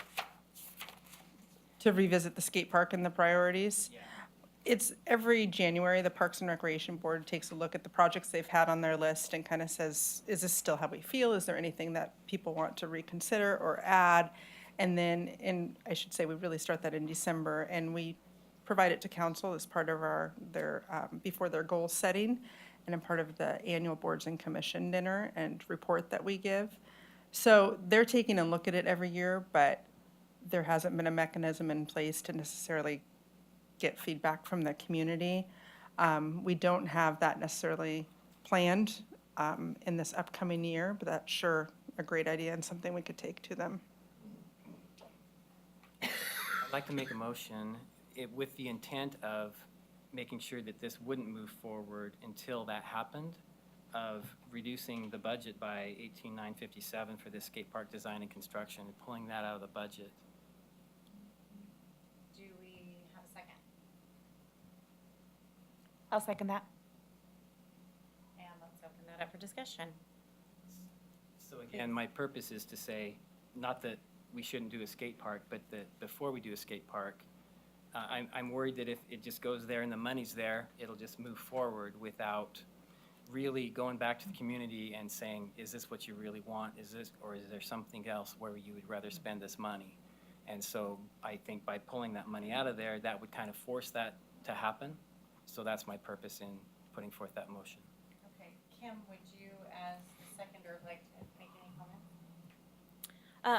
I do see what Andy's saying and somewhat agree, especially given the time frame that Tom and Jennifer just said, that the original discussion was back in 2000, like that was 11 years ago, where the high interest was taking place. 11, 10, 9, 8. Yeah, I think it was probably more in the 2009, Yeah, 2010. about 7 years ago, I'd say. So, 1 second. I'm done. Paul? I have kind of a point of order. Can we do a line item removal? We can decrease the general construction budget by a specific amount. Yes, But we don't decide if it's the skate park that comes out or something else. that's correct. You can say that that's what you're wanting to, yes. your intent in decreasing it, but. So I do have a follow-up question. What would be the Oh, I'm sorry. Second, Counselor Cooper. I think Counselor Garland So has- I just have a question, and my concern with delaying and going to the public for their input is, I believe, if I've heard in the past with the skate park, is we have kind of a timeframe that we're working on to get the land use in place so we can apply for grants by a certain amount. If we delay, we miss that window, is that correct? Correct. And then we would be waiting another year. Another year. to do a skate park. I have a concern with that. just, we've got just a few people ahead of you. 1 second, Counselor President Nears. From the talk that I've heard and what I see is there is a strong interest for a skate park, and the idea is that if, and this is, Joe said this to me and it resonated, that if you don't have a skate park, your town is the skate park. That rings true. But the people that I've talked to are still interested, but they feel like it's been so long that it's a losing, lost cause. And so I'm not gonna fight for a skate park anymore because they've been telling me I'm gonna get it for 6 years and I'm not getting it, so they've given up. I don't think they've decided they don't want a skate park, they just feel like it's not gonna happen, so they're kind of disenfranchised with the whole process. But, even recently, there was a lot of chatter about how terrible council is because we haven't given them a skate park yet. I just saw that a couple of days ago. So I think there is still interest, in it, and I know it was a priority for me, and it still is. I can't speak for anyone else, but, I do think that skaters aren't going away. Counselor Kuiper? Yeah, so, my question, Counselor Garland indicated, which was what would be the repercussions of not funding this land use review? What are those repercussions? Is it the only that we would be delayed by a year for that? Or are there other repercussions? Like, would that land use approval, is there a sunset on that? It's 3 years from Okay, when you you get it.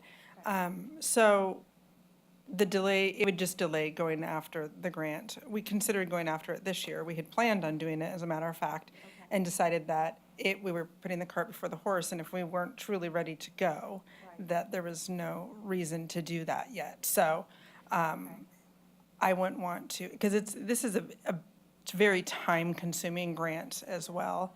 So it's not something that we would want to go after unless we had that ready to go. So it sounds like maybe the staff would be going after a grant before the parks master plan update, which would include a survey of the public regarding skate park. I don't and know, other yeah, I amenities. would assume for all the priorities, just like we did last time when Right. it said, what's high need, low need, where's your Right. priorities? And Okay. I don't know if it would look exactly like that, but I assume that an overall survey would be going out. But we're ways off from doing that. So I'd like to ask Andy a quick question. So with the clarification that decreasing the construction budget by just shy of $19,000 would not necessarily be related to the skate park, do you have any intention or desire to amend your motion? No, from what Okay.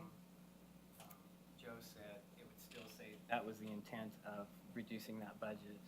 And to your comment, Counselor Garland, that makes sense to me to think, are we going to be delaying it? I'd rather delay it for a year than put in something that's not going to be used. And there will always be some people that are interested in anything, but my question is, what is it as a whole of a community that's going to be most valuable with limited dollars? Okay. Any other comment? Oh, Susan. I have a few comments that direction. I completely understand what Andy's talking about. However, and I'm not saying but when the interest was there, there were over 1,200 petitions that came in from kids, families. It was not just a little small section of our town. And to have that kind of a show at city council where those kids showed up and got up and testified, some of those kids are in our disenfranchised portion of the town. That is a huge thing that they have is their skateboard.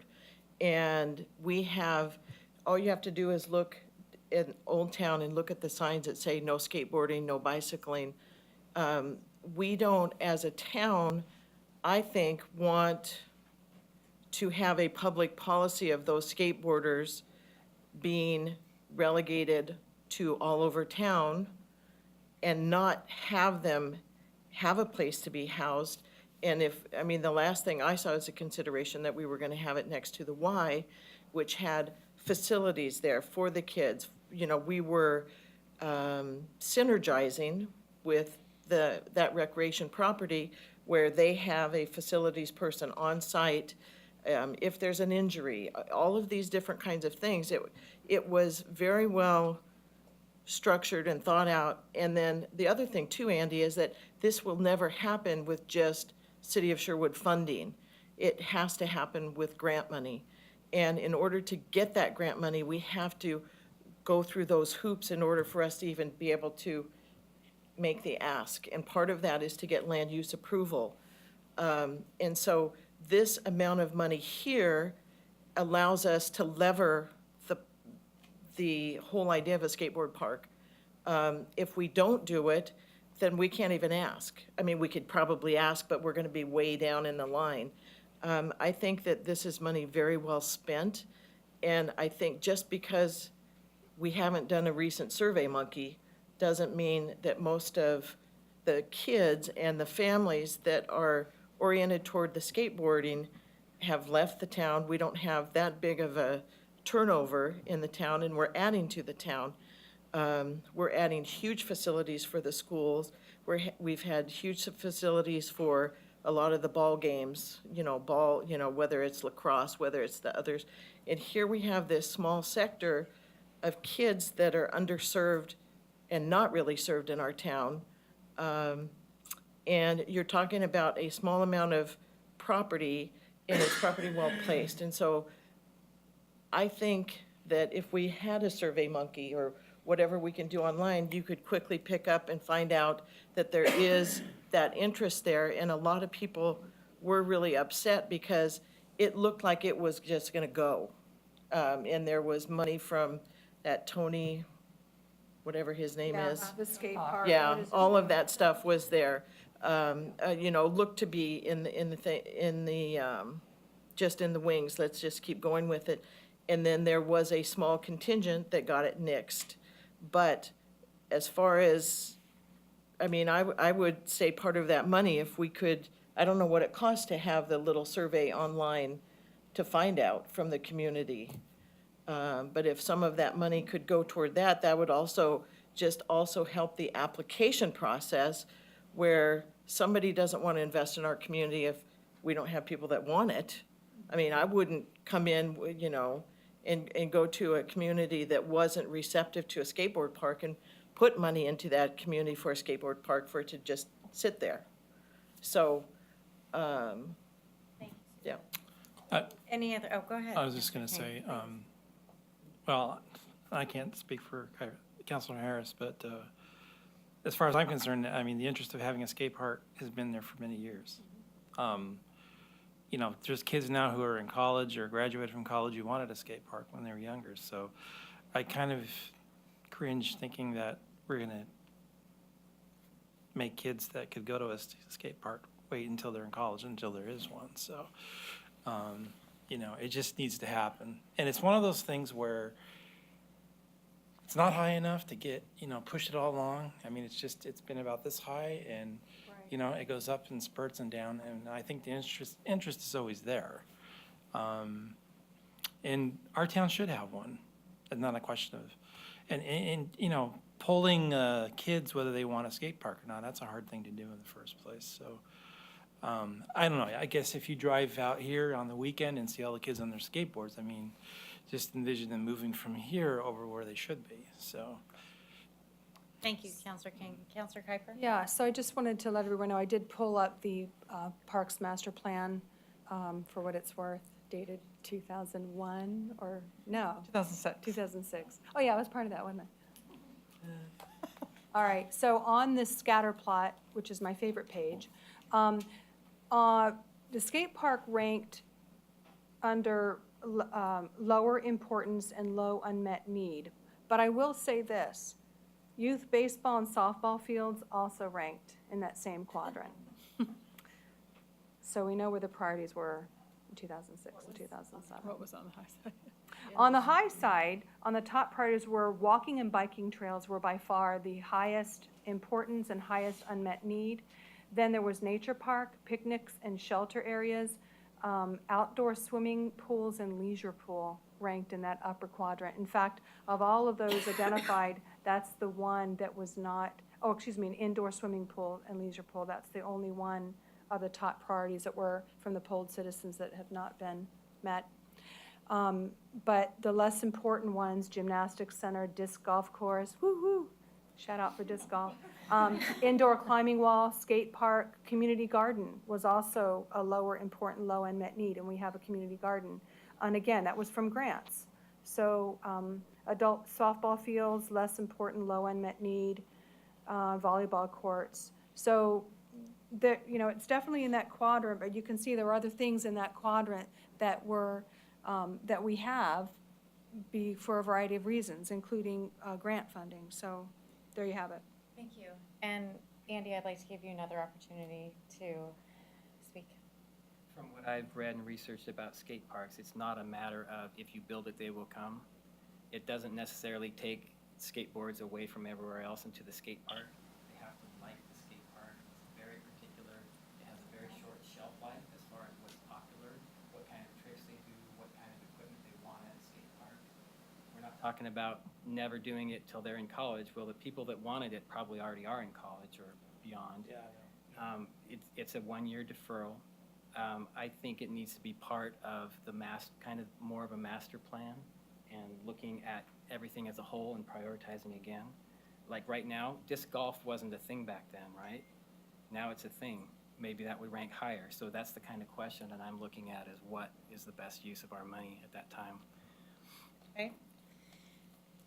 So unless there's any other discussion, I would like to ask the question. One small question. Please. If the funding was removed, where would the balance go? It would go back into fund balance as SDCs that could be then used for future projects. Not limited to 17-18 funds? Not limited to 17-18. This, in general construction, it's a bucket for one-time costs only, for project costs. Thank you. All right, are we ready for the question? All in favor of removing $18,957 for the skate park from the general construction fund, please say aye and raise your hand. Aye. All opposed? Aye. Nay. Kurt, and I'm gonna let Nay. Jean let us know when you're ready. Okay, thank you. Any other discussion before I open the floor for public comment? Okay.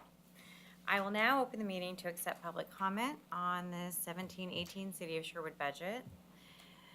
Testimony forms have been turned in, and I will now recognize the one person who wishes to speak. Jean, come on up. Please limit your testimony to 4 minutes.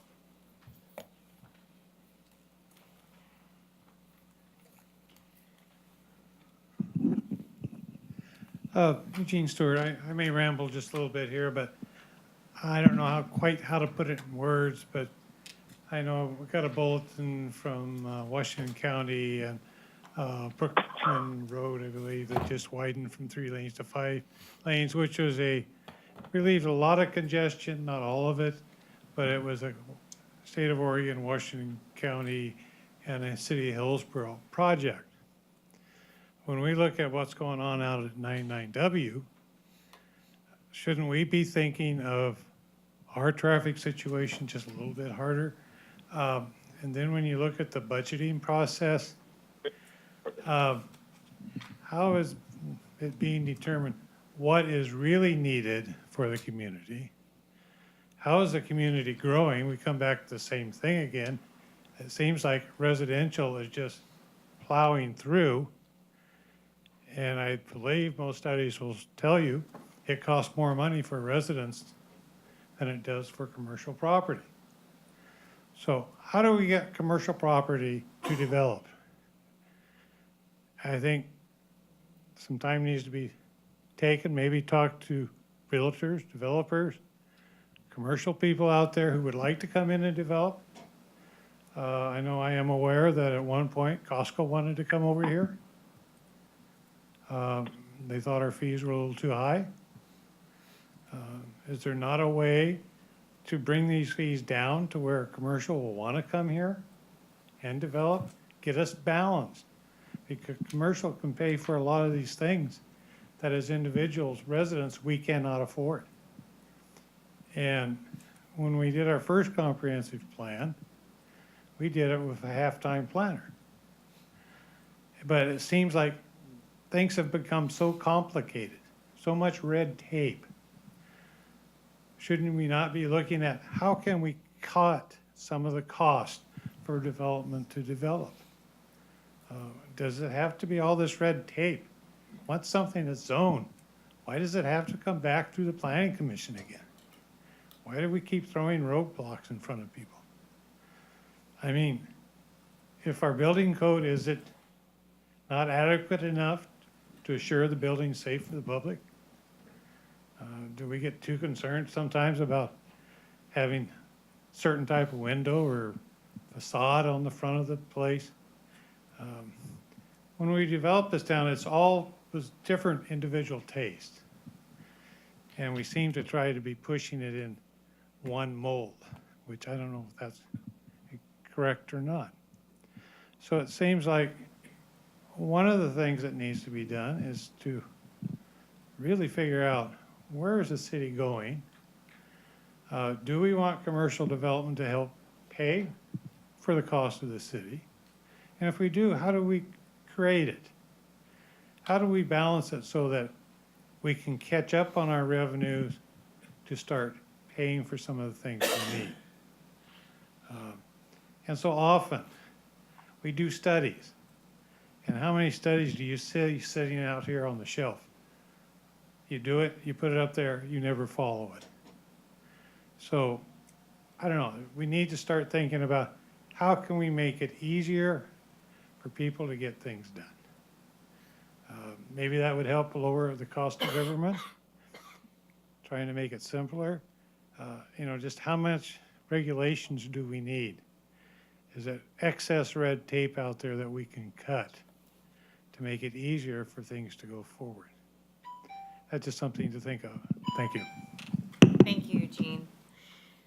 At this point, we still have the option to discuss any line items or any of funds within the proposed budget.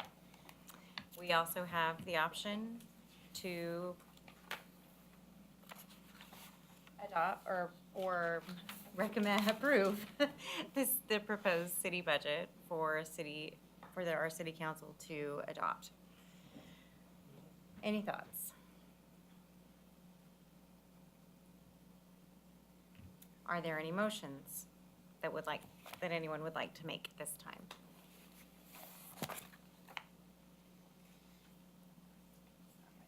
Sure. I'd like to move that we approve the proposed 2017-18 City of Sherwood budget, including the prior approved motions to amend, which I don't believe we have any. I also move the City Budget Committee approve taxes for the 2017-18 fiscal year of $3.2975 per 100,000 of assessed value for operating purposes and $285,338 for bonded debit levies. Do we have a second? Second. Any discussion? I just want to clarify, we do have two motions that were passed to amend the budget. So what you are voting on is the proposed budget as you were presented, plus the three items that have been highlighted on the board, the adjustment for the water debt refinancing, the one including an operating contingency for the water fund, and then removing the $12,000 budget for Langer Park. Those are the three amendments that have been approved previously during this meeting. At this time, I will ask the question. All in favor? Please raise your hand. Aye. Aye. Any opposed? And we passed the budget unanimously. Thank you, everyone, very much. Can we have the discussion now about giving guidance to the council? So I do believe that I need to adjourn the meeting for the budget. No, I don't have to do that? Super, then absolutely. Would you like to start? I loved what Jean said from our citizenry. I think that we have red tape and that we have created a lot of rules that have got us into a lot of trouble. And I think that that is something that if we as a budget committee could give guidance in the way of just saying, that's a great goal, see how we can reduce red tape and see how we can attract business. It's beyond the scope of the budget committee because we don't sit there and do any of that. But at the same time, we are citizens in this town, and we, I believe, are losing a lot of revenue and opportunities because we don't have a strong business base. And we don't have the answers as to why. There's some anecdotal evidence that we have, and like Jean mentioned, maybe our fees are high, maybe our red tape in getting a project from conception to in the ground, maybe that is something that we need to look at. And part of what we do when we have our fees is they get infused with our staff, the time and that. And there's just a lot of formulas, a lot of ways that we try to figure out what is a justified fee for getting business in or getting jobs in. I mean, we're just talking about business. We're not even really talking about jobs. We've had the Tonkin Employment Center for how many years now, Tom? I think it was brought into the UGB in 2004. Yeah, 2004, and we still haven't got something that is attractive enough that people are willing to spend a lot of money for those jobs. He mentioned Costco. Costco has some wage, family wage jobs. We need to find out why those people, if they are coming to town, why are we not capturing them? Why, what are we doing?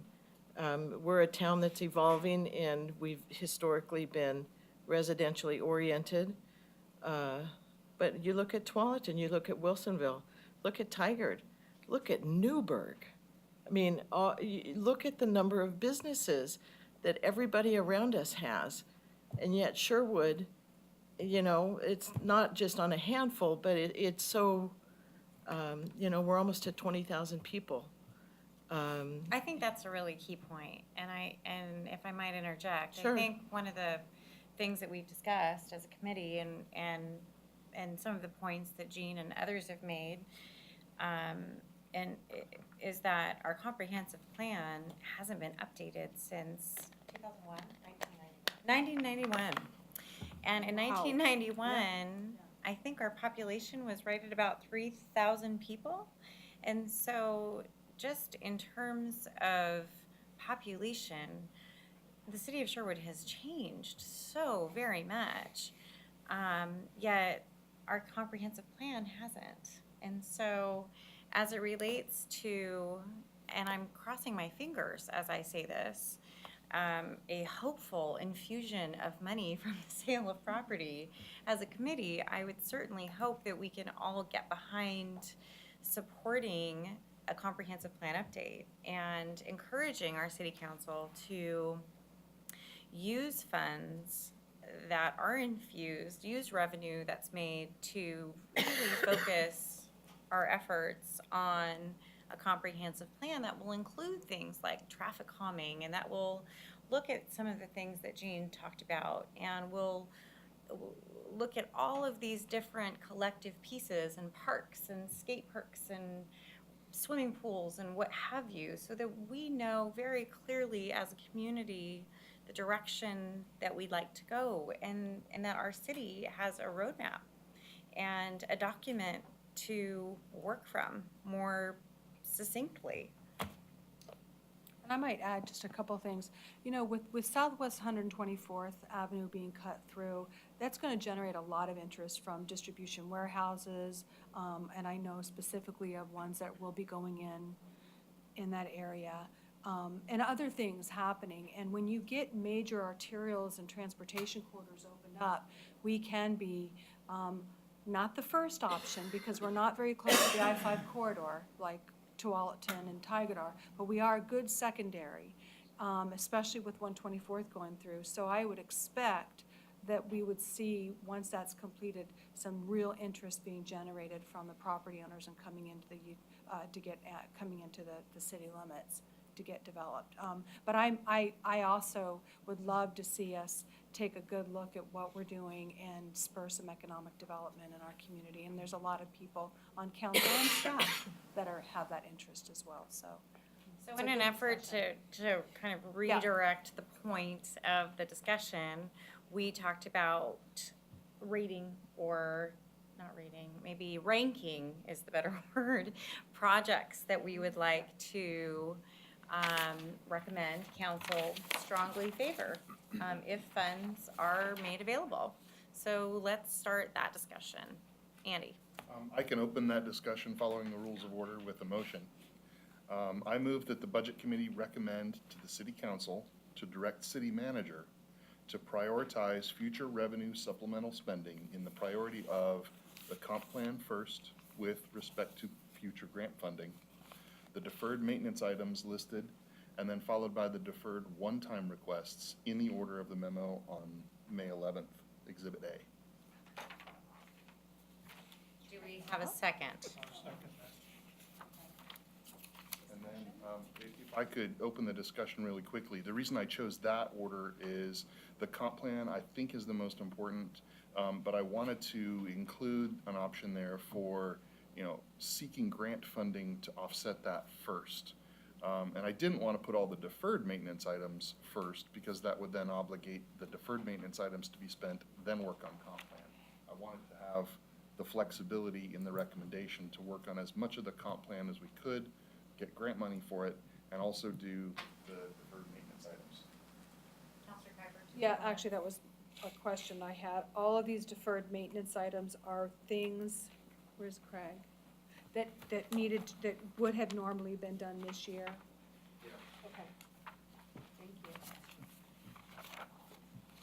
Paul, do you want to, did you have anything to say on any of that? I would, well, I do, actually. I would recommend that we use the Chiatia ramp and all the crack sealing, those items at the top of the list, because in future years, they're gonna cost us more money if they're not done before the next rains. Okay. Counselor Kuiper? I would like to move rekeying of police vehicles up on the list. I think anybody who's seen. Well, we have a motion. The motion I on the floor already. I can make modifications to it. Okay, that's So what you- I'm saying, I'm okay. modifying, just because, if you've seen the video, Christmas Eve video, it's a time waster if we don't have that, so. Which item is that? Rekeying of police vehicles.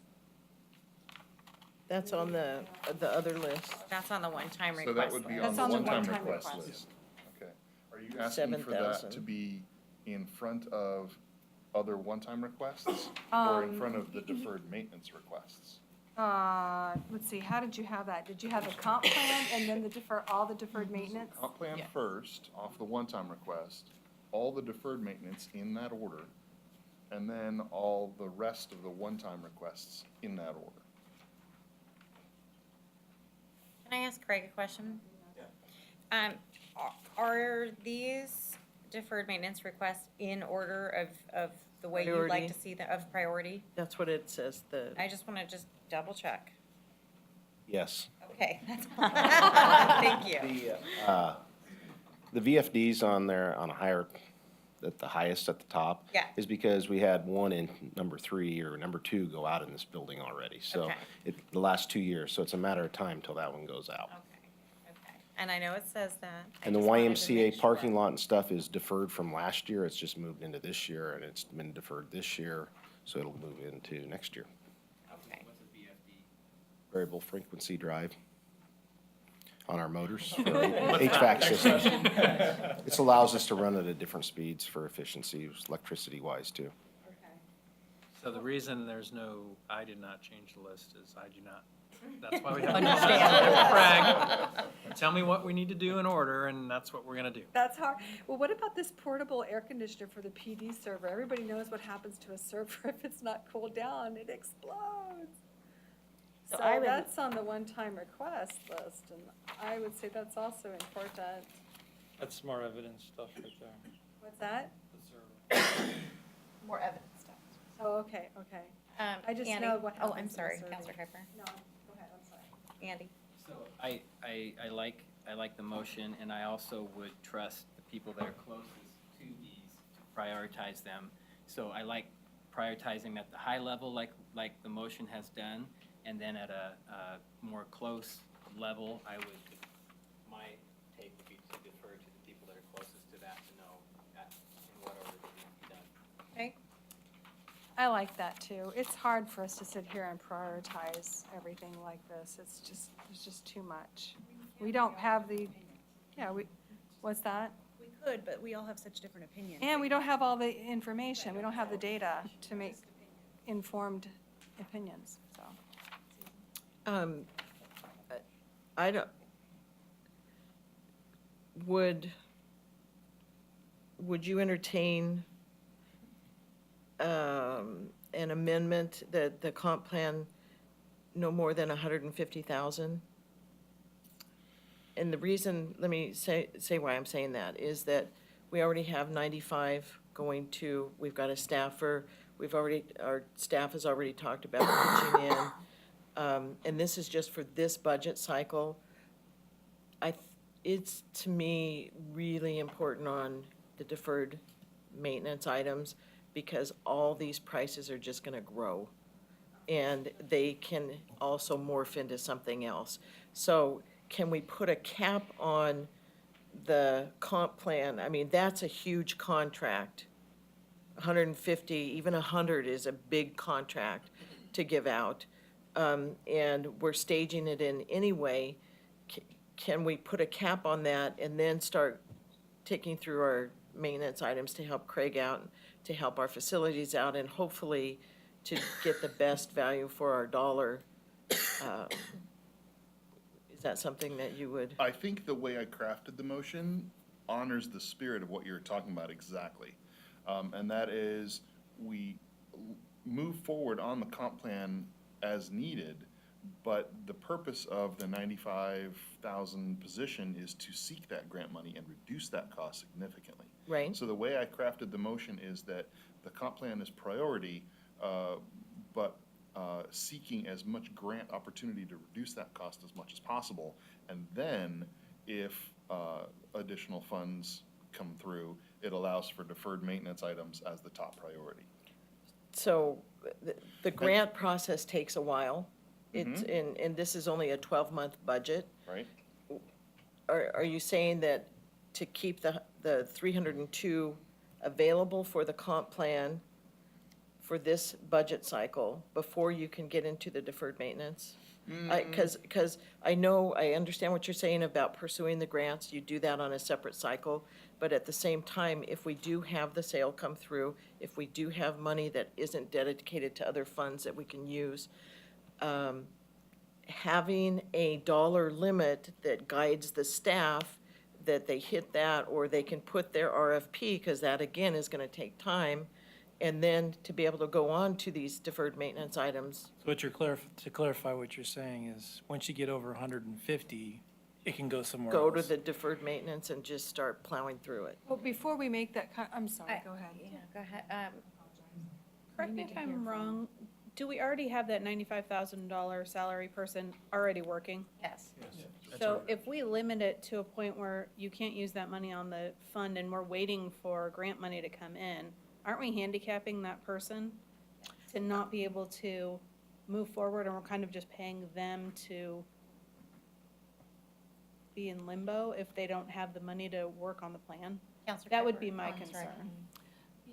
And along those lines, I think what we need to do is get good information from our community development director so that we're not working in a vacuum here. So if you wouldn't mind telling us, Julia, what the repercussions would be of capping at 100. We will take whatever you will give us. Or hypothetical money. I know. Hypothetically. It's hard to answer. I mean, like I said, we have been advised that about $500,000, and this was partly based on council's desire to have it done sooner, in a shorter period of time rather than taking a little bit longer. So, certainly the planner is going to be working on things. They're not just going to be sitting there waiting for grant money to come in. And most likely what's going to happen as a result of just kind of the budget scenario is we're probably not going to be able to do one large consultant contract like we did with Sherwood West, where they did it and then they sort of subcontracted out pieces, economic analysis, natural resources, that kind of stuff. So we'll probably have to carve out elements that we go to consultants with. And so if we have 100,000, that's just, we will manage. I think having the ability to do more, and frankly, I don't know at this point in time. We've got the senior planner just started literally yesterday. She needs to kind of look at where we're at already, kind of give us advice on kind of where she thinks we should or could go, and we as a group need to talk about it. So certainly if money is infused into the budget and we know a little bit more about, how we're going to tackle this now, given that we don't have a $3,000 or $300,000, pot to hire a consultant now, we'll be able to provide better advice on kind of this is how we think we can break this up and still move forward. So I don't know if I'm really answering your question. If it's That's helpful. if it's 100,000, we'll figure out how to carve out something that a consultant can help us with that's going to be meaningful. That's 100,000. If it's 300,000, then we would do that as well. So I'd like to make a quick comment before. What I hear you saying, Andy, I'm really supportive of. And the reason for my support is because what we're talking about is simply as a committee making a recommendation to our city council. We're not making a decision. We're not outlining or specifying dollars or how we get, or how we even recommend that they get to those dollars. So I'm in favor of this motion because as I understand your motion, you are aligning with the recommendation of staff. And that's just the short and the long of it. And I'm very in favor of that because I do believe, and I do have a lot of faith in our current council, that at the time that our budget is infused with all kinds of money this year, in the hope that it's infused with all kinds of money this year, that the council will certainly take into account wonderful staff recommendation and research and data before making any decisions on a supplemental budget. And that's what I wanted to say. Councilor Kuiper. Just real briefly, piecemealing a large project, you open yourself up to a lot of waste because there's no clear connections between isolated, siloed individuals you're doing natural resources, you're doing economic evaluation, or whatever all these pieces are. So my concern is if we do put a cap on that amount of budget, that we're not going to be able to get the best bang for our buck because we're going piecemeal and there's no communication, or it'll be tougher between different elements of a much larger project. So that's just my 2 cents as a budget committee member, not to hamstring, again, to your point, I think, Mirta, our chair, that, it's something that we would defer to staff to make a good recommendation of how to approach a very big monster, which is the comp plan, so. And Andy, did you want to say something else? I was going to state that I would be open to amending the motion to maybe state equally comp plan and deferred maintenance, but I think if we go to such lengths as specifying numbers, again, this is a recommendation, it's non-binding, there's no reason to micromanage at the budget committee level. It's city council's direction to city manager. And I think that the purpose of this spirit is to honor that work that's been done and to confirm the priority that we agree with city. I can certainly get behind that. Susan, did you have? And, yeah, and my only point is that these are two very important pieces of our town. And by the same token, we don't want to be penny wise and pound foolish with the comp plan. We don't want to do that with the deferred maintenance either. So we do have a staff there. Maybe they need the flexibility. Maybe they come in and they say, we can do this chunk for this amount. Mine was just to have a recognition of, we feel very strongly about both of those pieces, and that when the RFP comes in, if you can get a nice big chunk managed that doesn't lose pieces, but if we can do it, you know, we're not trying to kick that can down the road either, but we just have resources that are scarce, so. And I think the thing that we can do when and if we bring back a supplemental budget, which would include, here's what we want to spend some of that money, we can make sure that we communicate, Katie and I can communicate to the citizen members of the budget committee and say, look, this is the staff's recommendation 6 months or 8 months into the year, and we're being transparent, and if you have opinions, we want to hear, you're on the budget committee, you need to let the council know your opinions. You know, it's not going to be made in a vacuum where you guys aren't going to know what we're going to do. You're going to know. That's one of the advantages of the budget committee meeting throughout the year, unlike most budget committees who only meet once a year to adopt the budget, and then you don't see anybody for another year. You guys we see on an ongoing basis, and it's not going to be done in a vacuum. And these numbers could change. If it's 6 months from now, it can be very different, up or down. So I just want to make sure there's nothing on here that the budget committee thinks, oh my God, why would you want to spend money on that? That's not a priority. And I didn't hear that. Well, I have a question on one of the line items, but I think maybe we'll finish the motion first, then I can ask on one of these one time. Sure. Yes, no, I would like to call the question. All in favor? Can we read it again? Sure. Andy, would you Happy to mind restate. reading it?